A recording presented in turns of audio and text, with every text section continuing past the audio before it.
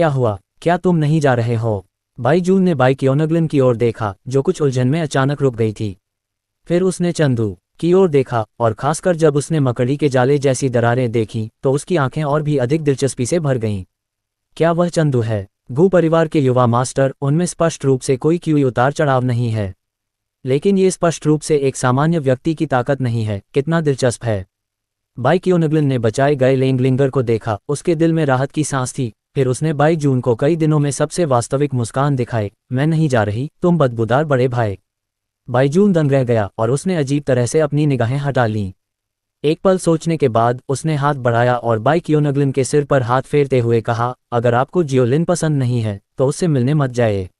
मैं इसके बारे में पिताजी से बात करूंगी। जैसे ही उसने ये कहा, बाई क्योनगलिन की आंखें चौड़ी हो गईं और उसने तुरंत बाईजून को गले लगा लिया। भाई, मैं तुमसे सबसे ज्यादा प्यार करता हूँ। हे। बाईजून स्नेह से मुस्कुराया, फिर चंदू की तरफ देखा। कितना दिलचस्प आदमी है, लगता है मुझे बाद में उससे बात करनी होगी। बाई लियान ने चंदू की तरफ कुछ आश्चर्य से देखा। उसके दिल में हत्या का इरादा धीरे धीरे कम हो गया और उसने अपने बगल वाले आदमी से कहा, मुझे सच में उम्मीद नहीं थी कि बिना साधना वाला एक साधारण व्यक्ति इतनी बड़ी शक्ति पैदा कर सकता है।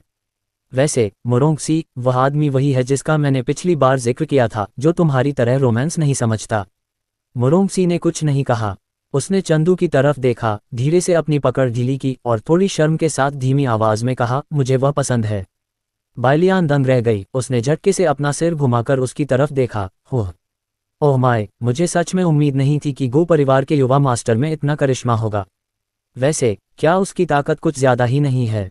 हाँ, वह संगमरमर के फर्श को भी तोड़ सकता है। अध्यक्ष शेन, गू दाशाओ का लेंग परिवार से कब संबंध था? क्या आप जानते हैं? शेन वानर की तरफ अधिकारियों के एक समूह ने शब्दों का आदान प्रदान किया। उनके चेहरे डर से पीले पड़ गए थे। वे सभी शेन वानर की ओर देख रहे थे, एक स्पष्ट उत्तर चाहते थे। हालांकि शेन वानर ने उन्हें कोई जवाब नहीं दिया। इसके बजाय वह चंदू को देखती रही, जो भीड़ में खड़ा था और लेंगलिंगर को प्यार से सहला रहा था। क्यों? क्या ये लेंग परिवार है?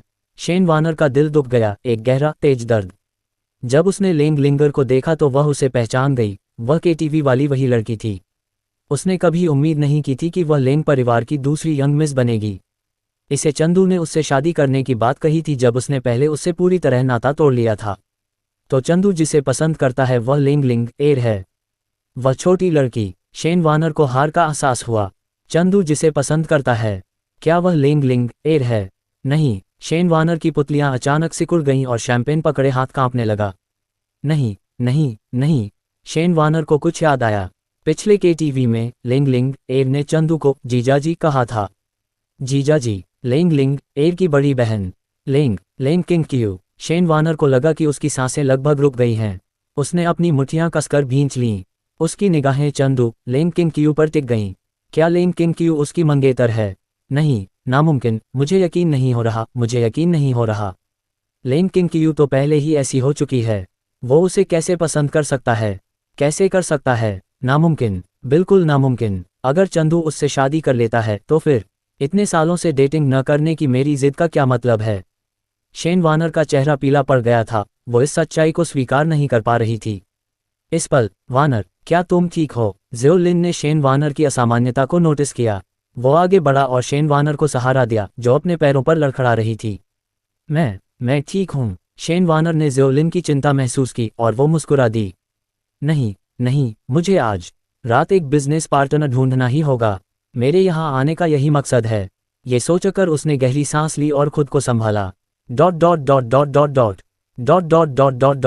दूसरे कोने में मेइजू ने अपना सिर नीचे कर लिया। उसकी अभिव्यक्ति कुछ असहज थी, क्योंकि उसने महसूस किया कि उसके बगल में उसके मास्टर से लगातार असामान्य भावनाएं उभर रही थीं। ये बहुत बुरा है। हालांकि वह जानती थी कि चंदू ने अपनी ताकत छिपा रखी है, उसने उम्मीद नहीं की थी कि वह इसे भोज में प्रदर्शित करेगा। फिर भी वह अभी भी उससे कोई क्यों उतार चढ़ाव महसूस नहीं कर सकी। ऐसा क्यों? बेशक सबसे महत्वपूर्ण बात यह है, उसने चुपके से अपने बगल में लेंग किंग क्यू को देखा। क्या मास्टर पहले से ही चंदू पर शक कर रहे हैं? अन्यथा उसकी भावनाएं इतनी भयानक क्यों हैं? लेंग किंग क्यू की तरफ वह पूरी तरह से कांप गई, अपने दांतों को कसकर काट रही थी, अपने नाखूनों को अपनी हथेली में गड़ा रही थी, रोकने के लिए उसे जोर से हंसने से। उसने तो ऐसी बातें कहीं जैसे लेंग परिवार उसके संरक्षण में है। क्या इसका मतलब ये नहीं कि वो सबको बता रहा है कि उनके लेंग परिवार और गु परिवार के बीच एक अजीब रिश्ता है? वो घिनौना आदमी, ये मेरी कई छिपी हुई योजनाओं पर पानी फेर देगा। वैसे उसे वाकई बहुत लाइफ क्यों मिली थी? क्या इसलिए क्योंकि जी जिलान ने लिंग एयर को धमकाया था? या शायद लेंग किंग कियू के दिल में एक अवर्णनीय एहसास हुआ? क्या इसलिए क्योंकि दूसरे पक्ष ने मेरा जिक्र किया था, इसीलिए वो इतना गुस्सा था? ये बहुत उलझन भरा है। मैं सच में चंदू से बात करना चाहता हूँ, और फिर उसे इतना दिखावटी होने के लिए डांटना चाहता हूँ। उसने इतने लोगों को उकसाया है, गो परिवार को भी बहुत परेशानी होगी। कितना जिद्दी आदमी है। लेंग किंग कियू के मन में विचार कौंध गए। गुरु, शायद चंदू ने अपने बगल वाले ताकतवर व्यक्ति से एक दो तरकीबें सीखी हैं। मेईजू ने देखा कि उसके गुरु कुछ दबा रहे हैं और उसे लगा कि वह चंदू को मार डालेगी, इसलिए वह जल्दी से उसे बचाने के लिए बोल पड़ी। एक दो चाल। लेंग क्विंग कियू दंग रह गई। अरे हाँ, क्या चंदू कोई साधारण इंसान नहीं है? उसके पास इतनी ताकत कैसे हो सकती है? कितना बदमाश है, मुझसे सब कुछ छुपाता है। लेंग क्विंग कियू एक पल के लिए चुप रही। हम इसकी जांच करो। ये सुनकर मेईजू ने राहत की सांस ली। हाँ चंदू, इस बार मैंने तुम्हारी जान बचाई। मेईजू ने मन ही मन सोचा। भोज का तमाशा जल्दी ही खत्म हो गया। होटल के कर्मचारियों ने बेचैनी से वहां से सब कुछ साफ कर दिया। जी जिलान को भी अस्पताल ले जाया गया। पुलिस बुलाने की बात, ओह, कोई भी अपनी बेइज्जती नहीं करना चाहता था। मानो परिवार के हर सदस्य के मन में यही बात थी, सारे मामले अकेले में सुलझा लिए जाएंगे। सबने ऐसे व्यवहार किया जैसे कुछ हुआ ही न हो, और मेहमान फिर से आपस में बातें करने लगे। हालांकि माहौल पहले से कहीं ज्यादा शांत था, क्योंकि अपमानित हुए कई लोग चुपचाप अपने चेहरे ढंक कर बैठे थे और जिंदगी पर सवाल उठा रहे थे। कुछ अभी भी उबर नहीं पाए थे।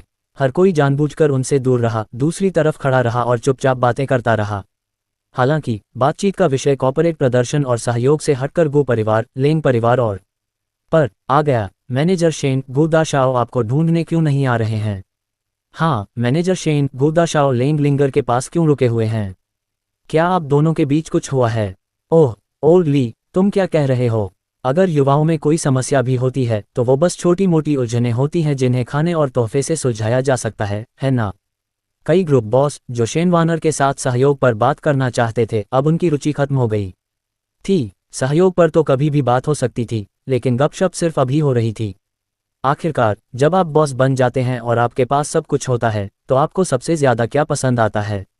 क्या इन बड़े परिवारों की अफवाहें सुनना नहीं? आखिरकार इन बड़े परिवारों की कुछ हरकतें उनके अपने परिवार के भविष्य के तालमेल को भी प्रभावित कर सकती हैं। शेन वार्नर के चेहरे पर थोड़ी उदासी थी और उसका चंदू और लेंग परिवार के बारे में फिर से बात करने का कोई इरादा नहीं था। आखिरकार कुछ समय पहले ही उन दोनों का ब्रेकअप हुआ था और उन्होंने एक दूसरे को शुभकामनाएं भी दी थीं। हालांकि इन लोगों का ध्यान साफ तौर पर लेंग परिवार पर था, क्योंकि चंदू ने पहले जो किया था। चंदू ने हाल ही में कहा था कि वह लेंग परिवार के साथ सहयोग करना चाहता है।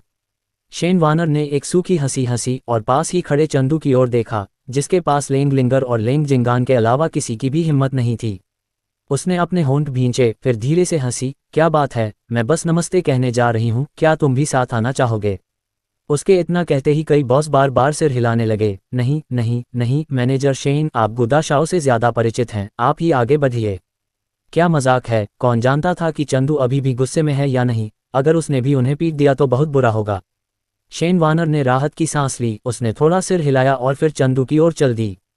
उसका दिल भी बहुत घबराया हुआ था। उसे समझ नहीं आ रहा था कि जब वे फिर मिलेंगे तो चंदू उसके प्रति क्या रवैया अपनाएगा।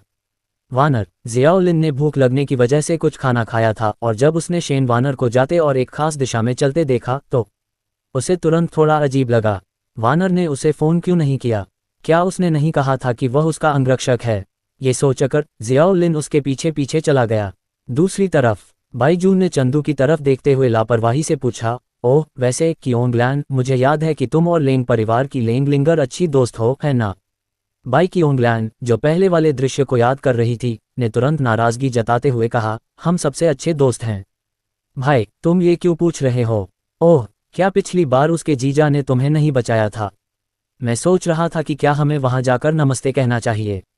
बाईजू ने मुस्कुराते हुए कहा, नमस्ते कहो। बाई कियोंगलैन ने इसके बारे में सोचा। वह बहुत अच्छे मूड में थी, क्योंकि उसके भाई ने गारंटी दी थी कि उसे जियाओलिन नाम के उस आदमी से नहीं मिलना पड़ेगा। इसलिए उसने सिर हिलाया। ठीक है। दूसरी तरफ, अरे मुरोंगसी, तुम कहाँ जा रहे हो? बाइलियान ने अपने आसपास भिनभिनाती मक्खियों से छुटकारा पाने के लिए अपनी क्षमता का इस्तेमाल किया, फिर मुरोंगसी को बिना कुछ कहे एक निश्चित दिशा में चलते देखा। मुरोंगसी रुका, फिर बोला, सच्चे प्यार की तलाश में? प्रश्नवाचक चिन्ह विस्मयादिबोधक चिन्ह। क्या तुम सच में कह रहे हो? बाइलियान तुरंत अवाक और स्तब्ध रह गई। उसने बाएं दाएं देखा, डर था कि वह योजना में खलल डाल देगा। हताशा में उसने पैर पटका और पीछे चली गई। ये कैसे साथी हैं? एक और तरफ लेंग किंगक्यू, जिसके पास एक मनोरम दृश्य था, ने देखा कि कई परिचित जीवन तत्व चंदू की दिशा में जा रहे थे। उसने भौहें चढ़ाईं। बाइलियान और मुरोंगसी चंदू के पास क्यों जा रहे थे? उसे कुछ समझ आया और उसका दिल बैठ गया। अरे नहीं, बाइलियान को अभी तक चंदू और मेरे रिश्ते के बारे में पता नहीं है। क्या हो सकता है कि उसे चंदू पसंद आ गया हो और वह उसे अपना नौकर बनाना चाहती हो? बात खत्म। अगर चंदू बाइलियान के झांसे में आ गया तो सब कुछ बर्बाद हो जाएगा। उसने चंदू को पहले ही खास तौर पर चेतावनी दे दी थी कि वह सिर्फ इशारे से सुंदर महिलाओं के बहकावे में न आए। वह असल में बाइलियान की बात कर रही थी, क्योंकि बाइलियान के पास स्वाभाविक रूप से आकर्षक शरीर था और कुछ ही पुरुष उसके आकर्षण का विरोध कर सकते थे। उसने तुरंत धीमे स्वर में कहा, मेइजू, बाइलियान से कहो कि वापस आ जाए। मेइजू चौंक गई, फिर मन ही मन बाइलियान को अपने स्वामी का आदेश भेजा। लेकिन थोड़ी देर इंतजार करने के बाद बाइलियान से मिले संदेश ने मेइजू को स्तब्ध कर दिया। वह एक पल के लिए झिझकी, फिर थोड़ी शर्मिंदगी के साथ लेंग किंगक्यू को सूचना दी, ओम स्वामी। मुरोंगसी जाना चाहता था, बाइलियान उसे रोकने गई थी ताकि कोई अनहोनी न हो। मुरोंगसी, वह चंदू से मिलना चाहता है। लेंग किंगक्यू थोड़ी उलझन में थी। वह मुरोंगसी को जानती थी। उस समय वही एकमात्र ज्ञात व्यक्ति था जो बाइलियान के आकर्षण का विरोध कर सकता था, लेकिन उसका और चंदू का कोई संबंध नहीं था। जब वह सोच ही रही थी, उसने मेइजू की बात जारी सुनी। उसका स्वर भी थोड़ा अटपटा था। ओह, लगता है मुरोंगसी चंदू के प्यार में पड़ गया है।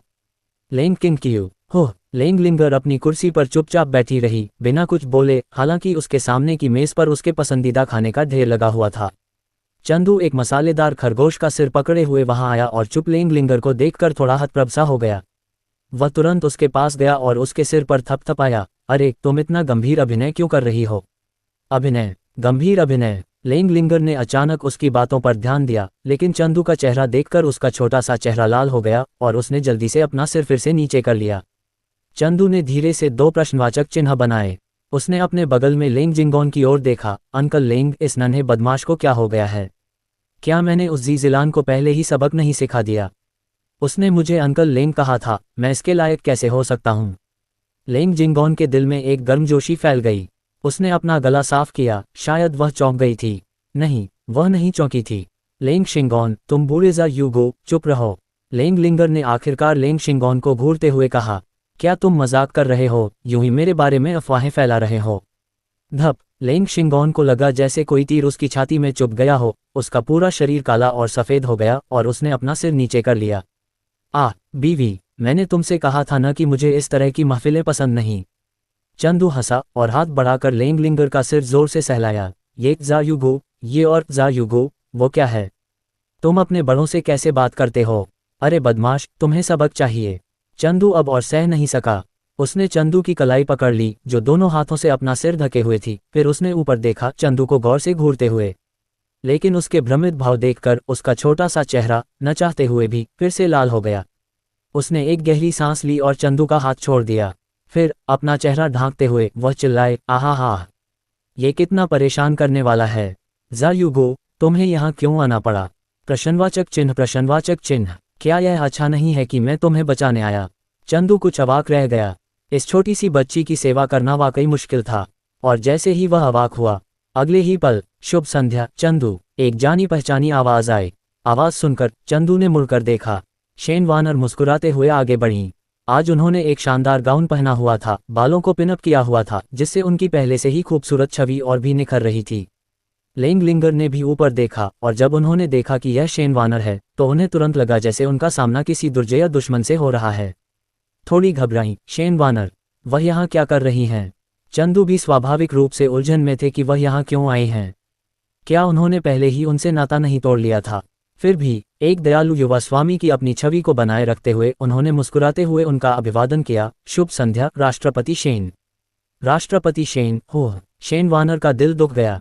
आप मुझे बेबी कहते थे, लेकिन उनका उद्देश्य सुलह करना नहीं था, वह बस कुछ बातें स्पष्ट करना चाहती थीं। और चंदू, से बातचीत का नाटक करके वह कुछ व्यापारिक साझेदारों को आकर्षित करने की उम्मीद कर रही थी।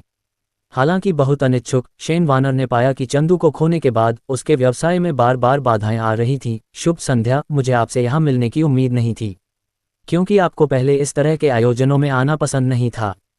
चंदू अनिच्छुक था। उसने एक असहाय मुस्कान दी और लेंगलिंगर का सिर सहलाया। फिर शेन वार्नर से कहा, मुझे ये पसंद नहीं है, लेकिन जब मेरी भाभी यहाँ है तो मैं क्या कर सकता हूँ। सौभाग्य से मैं सही समय पर आ गया, वरना उसे सचमुच तंग किया जाता। बहन, भाभी, शेन वार्नर का दिल दुख गया। हालांकि उसने बहुत पहले ही इसका अनुमान लगा लिया था, लेकिन चंदू को खुद ये कहते हुए सुनकर वह अभी भी इसे स्वीकार नहीं कर सकी और उसका चेहरा थोड़ा पीला पड़ गया। उसने लिंगर की ओर देखा। दूसरे पक्ष के गाल लाल हो गए थे, मानो चंदू द्वारा इस मामले की सार्वजनिक घोषणा ने उसे बहुत उत्साहित कर दिया हो। शेन वार्नर ने मुठ्ठियां भींच लीं और लिंगर का अभिवादन किया। नमस्ते लिंगर जी। तो तुम्हारी बहन चंदू की गर्लफ्रेंड है। लिंगर ने झट से अपनी बात रखी, जल्दी से उठकर चंदू का हाथ थाम लिया और शेन वार्नर को सावधानी से देखते हुए कहा, नहीं, बिल्कुल सही। मैं तुम्हें सलाह देता हूं कि मेरे जीजा के साथ सुलह के सपने देखना बंद करो। हालांकि बहुत ही सूक्ष्म, चंदू ने फिर भी शेन वार्नर के होठों को अनायास ही फड़कते देखा। तस्क, वह सचमुच एक जिद्दी छोटी शैतान है।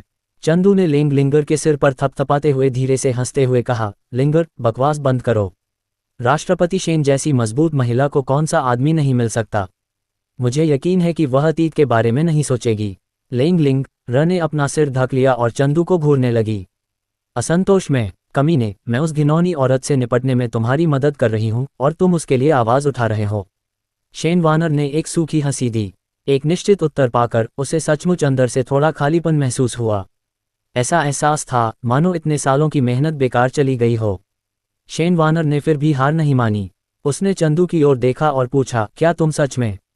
उसकी बात पूरी होने से पहले ही चंदू ने सिर हिलाया। लिंग मेरी प्रियतमा है और मेरे जीवन का एकमात्र प्यार है। लिन तुरंत खुश हो गई। हालांकि शेन के दिल में एक खोखला दर्द महसूस हुआ। उसने जबरदस्ती मुस्कुरा दी, ठीक है, चूंकि मैं समझ गई हूं, इसलिए अब मैं तुम्हें परेशान नहीं करूंगी। ने बार बार सिर हिलाया, ये सोचते हुए, कृपया जल्दी से चले जाओ। अगले ही पल चंदू, आश्चर्य और घोर सदमे की आवाज आए। चंदू ने देखा और शेन ने भी देखा। जियोलिन अविश्वास से चंदू को घूर रहा था। तुम यहाँ कैसे। चंदू ने पहले ही दूसरे पक्ष को देख लिया था, लेकिन अब उसने उसे देखने का नाटक किया और कहा, जियोलिन, मुझे तुमसे यही पूछना चाहिए था, है ना। वह उचित रूप से चुप हो गया। जियोलिन की अभिव्यक्ति भी थोड़ी अस्वाभाविक और दोषी हो गई। शेन वार्नर ये दृश्य देखकर स्तब्ध रह गई। तुम दोनों एक दूसरे को जानते हो। और इसी क्षण एक प्रसन्न स्वर सुनाई दिया। ने देखा और जब उसने सुरुचिपूर्ण ढंग से कपड़े पहने बाई क्योंगलन को देखा तो वह चौंक गई। क्योंगलन, तुमने इतने अजीब कपड़े क्यों पहने हैं। अरे, मुझे यही कहना चाहिए। बाई क्योंगलन का मुंह फड़क उठा। उसके पीछे बाई जून था, चश्मा पहने और मुस्कुराते हुए चल रहा था। वह चंदू के पास गया और अपना हाथ बढ़ाया। नमस्ते, मेरा नाम बाई जून है। मैंने सुना है कि तुमने मेरी बहन को बचाया है। ये कहते हुए उसने जियाओलिन के चेहरे पर एक अस्वाभाविक भाव देखा। यह उसके लिए अप्रत्याशित था। उसने सोचा भी नहीं था कि वह यहाँ जियाओलिन से मिलेगा। चंदू ने बाई जून की ओर देखा और दूसरे पक्ष की जानकारी उसके दिमाग में उभर आई। प्राचीन मार्शल आर्ट विभाग का एक शक्तिशाली मार्शल आर्टिस्ट, ग्रैंड मास्टर स्तर के प्रारंभिक चरण में। वह विभाग के भीतर शांति गुट का एक प्रतिभाशाली मार्शल आर्टिस्ट था और कथानक में वह जियाओलिन का कट्टर भाई भी बन गया। लेकिन अब ऐसा नहीं लग रहा था। ये सोचकर चंदू ने अपना हाथ बढ़ाया और मुस्कुराया। आखिरकार यह एक छोटा सा उपकार ही था। मेरी भाभी भी वहां थी। बाईजून मुस्कुराए और उसका हाथ छोड़ दिया। हालांकि मैं तुम्हें बेहतर तरीके से जानना चाहती हूं, उससे पहले। शेन वार्नर की ओर देखते ही उसके चेहरे के भाव ठंडे पड़ गए और उसकी निगाहों से उसकी रीढ़ में ठंडक दौड़ गई। जियाओलिन ने इसे भांप लिया और तुरंत शेन वार्नर के सामने खड़ी हो गई। तुम क्या करना चाहती हो। शेन वार्नर ने जियाओलिन की ओर देखा, जो बिना किसी हिचकिचाहट के उसके सामने खड़ी थी। उसके दिल में एक गर्माहट महसूस हो रही थी, लेकिन उसने उसे जाहिर नहीं किया। बाई जून के चेहरे के भाव अपरिवर्तित रहे। उसने शेन वार्नर की ओर देखा और कहा, शेन तियान तुम्हारा छोटा भाई है। हाँ, तो क्या हुआ अगर वह है। शेन वार्नर को मानो कुछ याद आ गया हो। उसका दिल घबरा गया। उसे याद आया, बहुत समय पहले उसने अपने छोटे भाई चंदू और लिंगर को केटीवी के एक निजी कमरे में कुछ और लड़कियों के साथ देखा था। भाई जून के ये कहने के साथ कि चंदू ने अपनी बहन को बचाया था और बहन की बात करते हुए उसे क्योंगलैन नाम की इस लड़की का कुछ आभास हुआ। बिल्कुल नहीं, यह कोई संयोग तो नहीं हो सकता है ना? ये सही है। भाई जून ने सिर हिलाया। हालांकि उसकी बहन को परेशान करने वाला शेन वानर नहीं था, क्योंकि वह उसका छोटा भाई था, तो स्वाभाविक रूप से वह उसे अच्छी नज़र से नहीं देखेगा। यहाँ तक कि जियाओ लिन, जो शेन वानर को रोक रहा था, उसका भी दिल टूट गया। उसने तुरंत ठंडे स्वर में कहा, जियाओ लिन, मैं तुम्हें सलाह देता हूं कि उस मौखिक बातचीत के बारे में मत सोचो। मेरी बहन यही है और उसका भाई होने के नाते मैं तुम्हें सच बताता हूं। जहां तक मेरी बहन की बात है, तुम इसे भूल जाओ। उसने शेन वानर की ओर देखा, जो उसके पीछे थोड़ी घबराई हुई लग रही थी, और कहा, अपने छोटे भाई को काबू में रखो, उसे परेशानी में डालने और मेरे हाथ न लगने दो। उसके शब्द निकलते ही भाई क्योंगलैन, जो अभी भी लेंग लिन र के साथ मजाकिया अंदाज में झगड़ रही थी, स्तब्ध रह गई। उसने जियाओ लिन की ओर देखा, जो शेन वानर को रोक रही थी। यह जियाओ लिन है। उसकी आंखों में तुरंत घृणा उभर आई। दूसरा पक्ष दरअसल उस व्यक्ति की बहन के सामने खड़ा था जिसने पहले उन्हें परेशान किया था। बदमाश, ये भाई क्योंगलैन का दूसरे पक्ष के बारे में आकलन था। जियो लिन ने भी प्रतिक्रिया व्यक्त की। पहाड़ से नीचे उतरने से पहले उसके गुरु ने उसे बताया था कि उन्होंने उसके लिए एक सगाई की लड़की ढूंढ ली है, और ड्रैगन राजा जैड का आधा हिस्सा उस बाई परिवार की मंगेतर पर था। तो इसका मतलब है, जियो लिन ने बाई क्योंगलैन को देखा, जो उसे घृणा से देख रही थी। क्या वह मेरी मंगेतर है? सबसे महत्वपूर्ण बात, ड्रैगन राजा जैड का आधा हिस्सा उस पर है। एक पल में बाई क्योंगलैन की ओर जियो लिन की निगाहें और भी अधिक उत्कट हो गईं। वाह वाह वाह! हालांकि मूल उपन्यास में जियो लिन वास्तव में एक बड़ा स्टड था जो हर लड़की को देखकर प्यार करने लगता था। लेकिन कृपया इसे शेन वानर के सामने न दिखाएं। चंदू का मुंह फड़क गया, लेकिन फिर उसने बाई जून को दिलचस्पी से देखा। जियाओ लिन की ओर बाई जून की नज़र और भी ज्यादा बेरुखी भरी लग रही थी। वह सचमुच आगे क्या होगा इसका इंतजार कर रहा था, और जैसे ही वह ये सोच रहा था, बाई जून और जियाओ लिन के हाव भाव एक साथ बदल गए। उन्होंने एक तरफ देखा, उन्होंने दो आकृतियां आती देखीं। चंदू ने देखा, उसकी आंखें सिकुड़ गईं। ओह, वे यहाँ क्यों हैं? क्या उन्होंने जानबूझकर अपनी क्यूई छिपाई है? वाह, सुंदर! बाइलियान ने बाई जून को देखा, चश्मा पहने एक सुंदर आदमी और संयमी भाव। नहीं नहीं नहीं, अभी सुंदर पुरुषों को देखने का समय नहीं है। वह मुरोंगसी के कपड़े खींच रही थी, उसे घसीटकर दूर ले जाने की कोशिश कर रही थी, लेकिन वह उसे भी चंदू और दूसरों की ओर घसीट रहा था। असहाय होकर उसने चंदू को अपनी सबसे खूबसूरत मुस्कान दी। शुभ संध्या छोटे भाई, हम फिर मिलेंगे। लेंग लिंग एर अचानक सतर्क हो गई।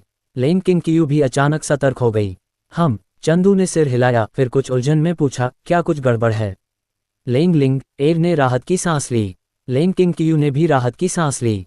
बाई जून और जियोलिन ने मुरोंगसी को गौर से देखा, उनके शरीर अनायास ही तनावग्रस्त हो गए। उनकी धारणा में ये व्यक्ति बहुत खतरनाक था। उसने केवल एम के साथ जवाब दिया। बाइलियान सतह पर मुस्कुराई, लेकिन उसके दिल में वह पहले से ही कोस रही थी। जैसे ही वह बोलने वाली थी, मुरोंगसी, जो उसके बगल में था, एक कदम आगे बढ़ा। उसकी आंखें चंदू पर टिक गईं। एक ठंडी क्यू ने उन पर हमला किया। बाई जून की आंखें बदल गईं और उसने तुरंत अपनी मुठ्ठियां भींच लीं। जियोलिन ने भी किसी भी क्षण हमला करने के लिए तैयार रुख अपनाया। चंदू ने मुरोंगसी को देखा, तुम सबको क्या हो गया है? लेंग लिंग र और बाकी लोग उलझन में थे। माहौल अचानक इतना अजीब कैसे हो गया? दूसरी तरफ कोने में खड़ी लेंग किंग कियू ने भी स्थिति भांप ली। उसे यकीन नहीं था कि मुरोंगसी क्या करने वाला है, लेकिन किसी भी दुर्घटना से बचने के लिए उसने तुरंत मेइजू से कहा, मुरोंगसी रुको। मेइजू ने सिर हिलाया और जैसे ही वह आगे बढ़ने वाली थी, अगले ही पल मुरोंगसी ने चंदू की ओर हाथ बढ़ाया और उदासीनता से कहा, मैं मुरोंगसी हूँ। ये सामान्य बात थी। चंदू ने भी अपना हाथ बढ़ाया, नमस्ते, मैं चंदू हूँ। इसके तुरंत बाद जैसे ही बाई जून और बाकी लोगों ने अपनी सांस रोक ली, ये सोचकर कि दूसरा पक्ष कोई कदम उठाने वाला है, मुरोंगसी ने गहरी सांस ली, जल्दी से अपना हाथ खींच लिया और फिर भाग गया।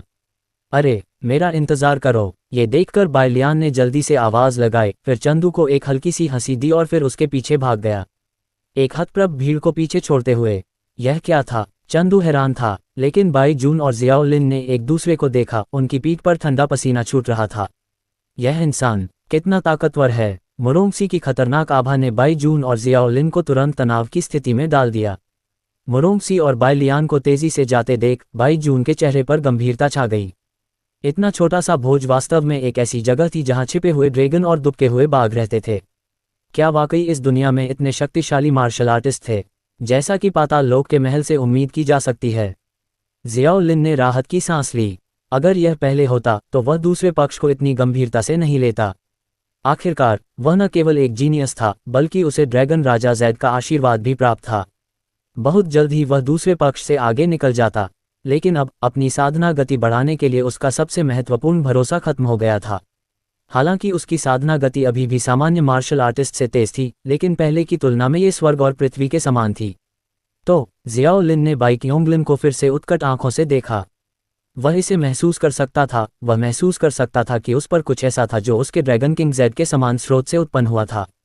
दूसरे शब्दों में, ड्रैगन किंग जेड का आधा हिस्सा वास्तव में उस पर था।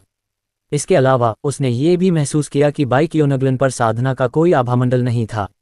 दूसरे शब्दों में, इस ड्रैगन किंग जेड का सबसे बड़ा प्रभाव उसके लिए बेकार था। बाई क्योंगलिन ने भी जियो लिन की निगाहें महसूस कीं। उसने भौहें चढ़ाईं और उसकी आंखों में अत्यधिक घृणा के भाव दिखाई दिए। बाई जून ने भी ये देखा। उसकी अभिव्यक्ति ठंडी हो गई और उसने जियो लिन की निगाहों को बाई क्योंगलिन की ओर रोक दिया। जियो लिन, मैं तुम्हें चेतावनी देता हूँ, मेरी बहन के बारे में कोई कुटिल विचार मत रखना। जियो लिन को भी एहसास हुआ कि वह बहुत भावुक हो गया था, इसलिए उसने जल्दी से अपनी निगाहें हटा लीं और माफ़ी मांगी। माफ़ करना, माफ़ करना। वह यहाँ सीधे तौर पर यह नहीं कह सकता था कि बाई क्योंगलिन के पास कुछ ऐसा था जो वह चाहता था। आखिरकार बाई जून साधना कर सकता था। अगर उसे पता चला कि ड्रैगन किंग जेड साधना को गति दे सकता है और उसने उसे ले लिया तो ये बुरा होगा। वह एक और ड्रैगन किंग जेड नहीं खो सकता था। आखिरकार पहाड़ से नीचे जाने से पहले उसके गुरुओं ने उससे कहा था, लिन, तुम दुनिया को बचाने की कुंजी हो। जाओ और ड्रैगन किंग जेड के दूसरे आधे हिस्से को ढूंढो और ड्रैगन किंग पैलेस को एकजुट करो। उन्हें ढूंढने से तुम्हें अपने शरीर की शक्ति को नियंत्रित करने में मदद मिल सकती है। लिन, तुम भविष्यवाणी में बताए गए भाग्यवान हो। हम, तुम्हारे गुरु, विश्वास करते हैं कि तुम सफल होगे। गुरु। जियाओ लिन ने मन ही मन अपने गुरु की शिक्षाओं को याद किया। उसे उन्हें निराश नहीं करना चाहिए। ड्रैगन किंग जेड उसका होना चाहिए। चूंकि जियाओ लिन का मुंह शेन वान से दूर था, इसलिए जब उसने बाई क्योंगलिन को देखा तो उसने उसकी निगाहें नहीं देखीं। उसे बस लगा कि माहौल धीरे धीरे अजीब होता जा रहा है, इसलिए उसने चंदू की ओर देखा और कहा, तो चंदू, मैं पहले चलता हूँ, तुम सब बातें करो। ये कहते हुए उसने चंदू के जवाब का इंतजार किए बिना तुरंत वहां से चली गई। उसे डर था कि बाई जून नाराज होकर यहीं उस पर हमला कर देगा। ये देखकर जियाओ लिन भी जल्दी से उसके पीछे चला गया। शेन वानर और जियाओ लिन के जाने के बाद चंदू के आसपास का माहौल भी थोड़ा शांत हो गया। चंदू अभी भी थोड़ा हतप्रभ था। उसे समझ नहीं आ रहा था कि मूल उपन्यास में बिल्कुल भावहीन दिखने वाला मुरोंगसी अचानक उसे क्यों ढूंढ रहा है। हालांकि यह अजीब था, लेकिन इसे नकारा नहीं जा सकता था। दूसरे पक्ष की ताकत भी नाइट ऑर्गेनाइजेशन में सबसे मजबूत थी और वह सबसे वफादार और लगातार काम करने वाला सेनापति भी था। अचानक चंदू को कुछ सूझा। उसका दिल बैठ गया। बाइलियान भोज में अकेली दिखाई दी। इसका मतलब शायद ये था कि उसने किसी और आदमी को फुसलाकर अंदर घुसने और मुफ्तखोरी करने के लिए मजबूर कर दिया था। लेकिन अगर मुरोंगसी भी यहाँ होता तो स्थिति अलग होती। हर बार जब मुरोंगसी को भेजा जाता तो इसका मतलब होता कि लेंग किंग ने एक बहुत ही महत्वपूर्ण आदेश जारी किया था। एक ऐसा आदेश जो बिल्कुल भी विफल नहीं हो सकता था। दूसरे शब्दों में, चंदू ने भोज में उपस्थित सभी लोगों पर एक नज़र डाली। रात्रि संगठन के कई सदस्य पहले ही इस जगह पर घुसपैठ कर चुके थे। वे या तो वेटर के वेश में थे या बाइलियान और अन्य लोगों की तरह प्रमुख परिवारों के वंशजों के वेश में। उनका लक्ष्य क्या था? मूल उपन्यास जैसा ही, पाताल लोक के महल पर कब्जा करना। चंदू को सिरदर्द होने लगा।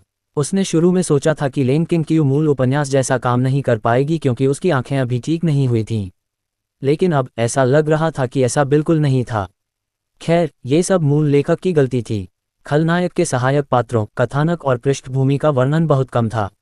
अक्सर पढ़ते समय, उदाहरण के लिए, अगर किसी छोटे खलनायक के पीछे लेंग किंग की छाया होती तो लेंग किंग उसे कैसे नियंत्रित करता। क्षमा करें, ये किताब में नहीं लिखा था। पाठक केवल अनुमान लगा सकते थे। इस कारण उसे इस बारे में कुछ भी पता नहीं था कि लेंग किंग उसे कैसे नियंत्रित करता था। मूल उपन्यास में पाताल लोक के महल के बारे में या बुनियादी जानकारी के अलावा वह नायक समूह से निपटने के लिए लगातार एक के बाद एक सेना को क्यों नियंत्रित करती रही, ये सब नहीं पता। जियाओ लिन से निपटने का कारण शायद ये हो सकता है कि जियाओ लिन ने लेंग लिंग को मार डाला था, लेकिन दूसरों से निपटने के बारे में क्या? गौरतलब है कि मूल उपन्यास में जियाओ लिन के कई हरम सदस्यों पर लेंग किंग की सेनाओं ने जियाओ लिन से मिलने से पहले ही हमला कर दिया था। अरे कुत्ते, लेखक मेहनत बचाने के लिए खलनायक के सहायक पात्रों का बमुश्किल वर्णन किया गया और न ही उन्हें थोड़ा बहुत बढ़ाया गया। उफ, सोचो, फिर से सोचो, जरूर कोई निर्णायक बात होगी। जैसे ही चंदू कुछ समझने की कगार पर पहुंचा, बाई जून मुस्कुराते हुए उसके पास आया। चूंकि शेन वानर और बाकी लोग जा चुके थे, इसलिए स्वाभाविक रूप से उसे अब और बुरे मूड का दिखावा करने की जरूरत नहीं थी। सेना में भर्ती हो? चंदू चौंका, अपनी सोच से बाहर आया। उसने बाई जून के मुस्कुराते हुए चेहरे को देखा।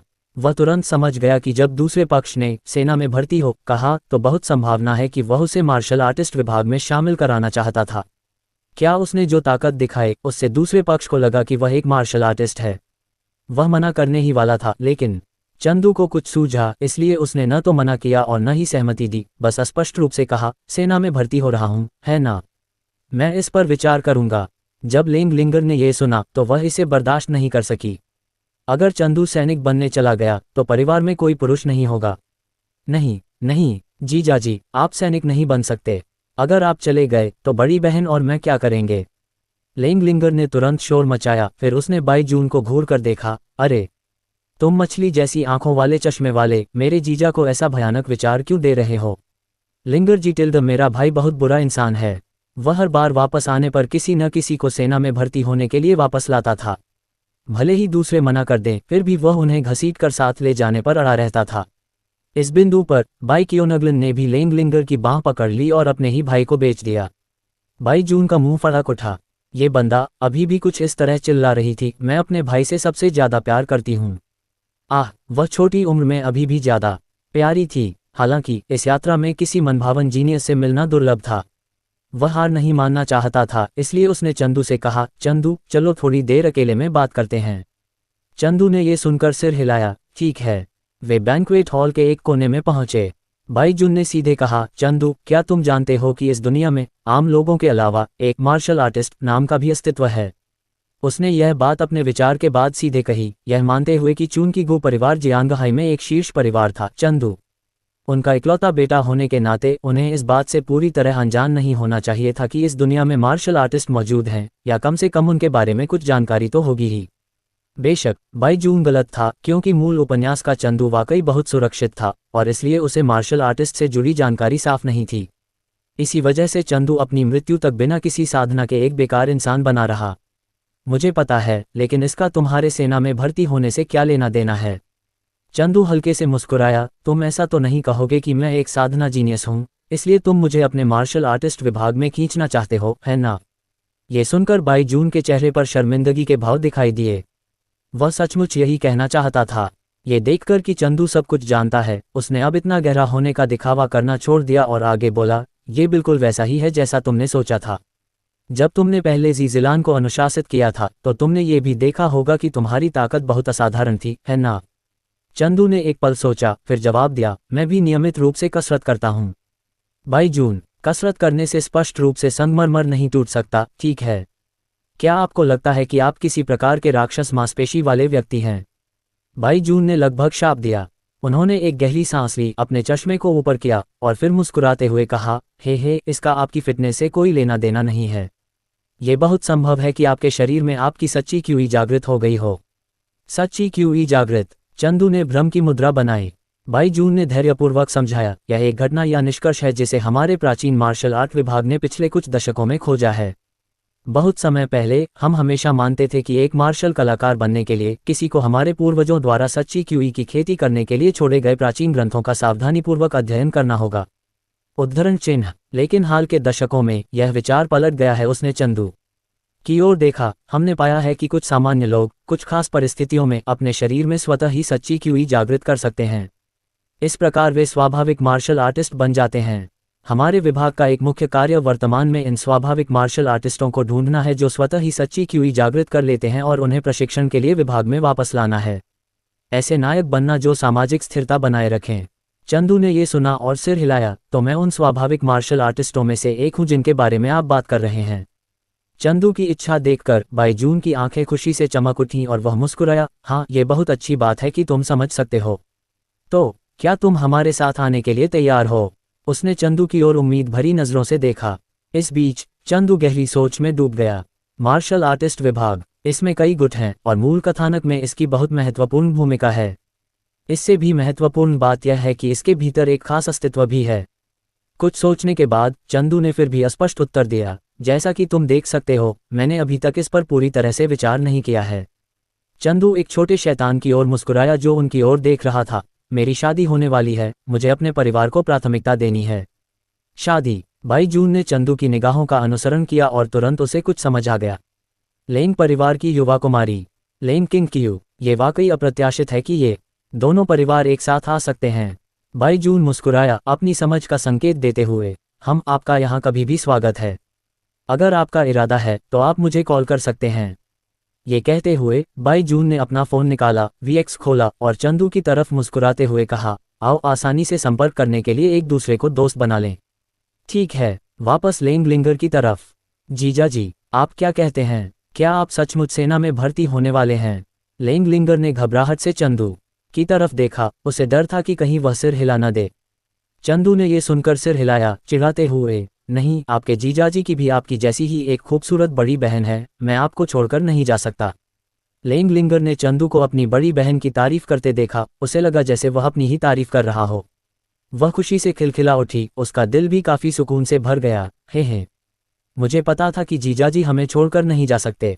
भाई जून ने अपने सामने का दृश्य देखा और जानबूझकर मुस्कुराया। परिवार, हो, उसने भाई कियोनगलिन की ओर देखा जिसकी आंखों में ईर्ष्या झलक रही थी और उसने मन ही मन आह भरी। जब से उनकी मां की मृत्यु हुई है, न केवल उनके पिता बल्कि उनकी छोटी बहन भी बहुत बदल गई है। लेकिन ठीक इसी वजह से भाई जून ने अपनी मुट्ठियां भींच लीं। मैं निश्चित रूप से अपने परिवार की रक्षा करूंगा और फिर उस राक्षसी पथ मार्शल कलाकार को ढूंढूंगा जिसने उस समय मेरी मां को मार डाला था। और ठीक इसी क्षण भोज की बत्तियां बदलने और टिमटिमाने लगीं और पूरा हॉल अंधेरा हो गया। संगीत में बदलाव के साथ भोज हॉल के मंच पर प्रकाश की किरणें इकट्ठी हो गईं। एक सुंदर और शालीन महिला माइक्रोफोन पकड़े हुए चली आई। उसने ध्वनि का परीक्षण किया। सभी ने भी प्रतिक्रिया दी। क्या ये शुरू हो रहा है? क्या चेयरमैन यान आने वाले हैं? मैं सचमुच इसका बेसब्री से इंतजार कर रहा हूँ। पिछली बार जब मैंने चेयरमैन यान को देखा था तो आखिरी बार कहा जा रहा है कि वे अगले उत्तराधिकारी की घोषणा करने वाले हैं। मुझे आश्चर्य है कि क्या ये सच है। चंदू ने भी देखा, उसकी आंखों में एक अजीब सी चमक थी। मूल रूप से उसकी योजना के अनुसार यान हुआन की मृत्यु हो जानी चाहिए, फिर लॉन्ग ज़ेतियन पाताल लोक के महल का उत्तराधिकारी होगा और फिर वह पाताल लोक के महल को नियंत्रित करेगा। लेकिन अब ऐसा बिल्कुल नहीं लगता। ऐसा लगता है कि वर्तमान घटनाक्रम मूल कार्य जैसा ही होने वाला है। बस उसे नहीं पता कि किंगक्यू कैसे काम करेगा। ओह, किंगक्यू की बात करते हुए, क्या किंगक्यू भी इस भोज में होगा? जैसे ही चंदू ने ये सोचा, उसके दिल में एक अजीब सी खुशी उमड़ पड़ी। उसे पता नहीं क्यों, लेकिन बस ये सोचकर कि किंगक्यू भी यहाँ हो सकता है, उसे बहुत खुशी होगी। इसलिए उसने उसे ढूंढने की उम्मीद में इधर उधर देखा। इसी समय भोज के मेजबान ने भी अपना प्रारंभिक भाषण शुरू किया। सम्मानित अतिथियों, सभी को शुभ संध्या। मैं आज रात के भोज का मेजबान हूँ, आप मुझे जियाओ होन कह सकते हैं।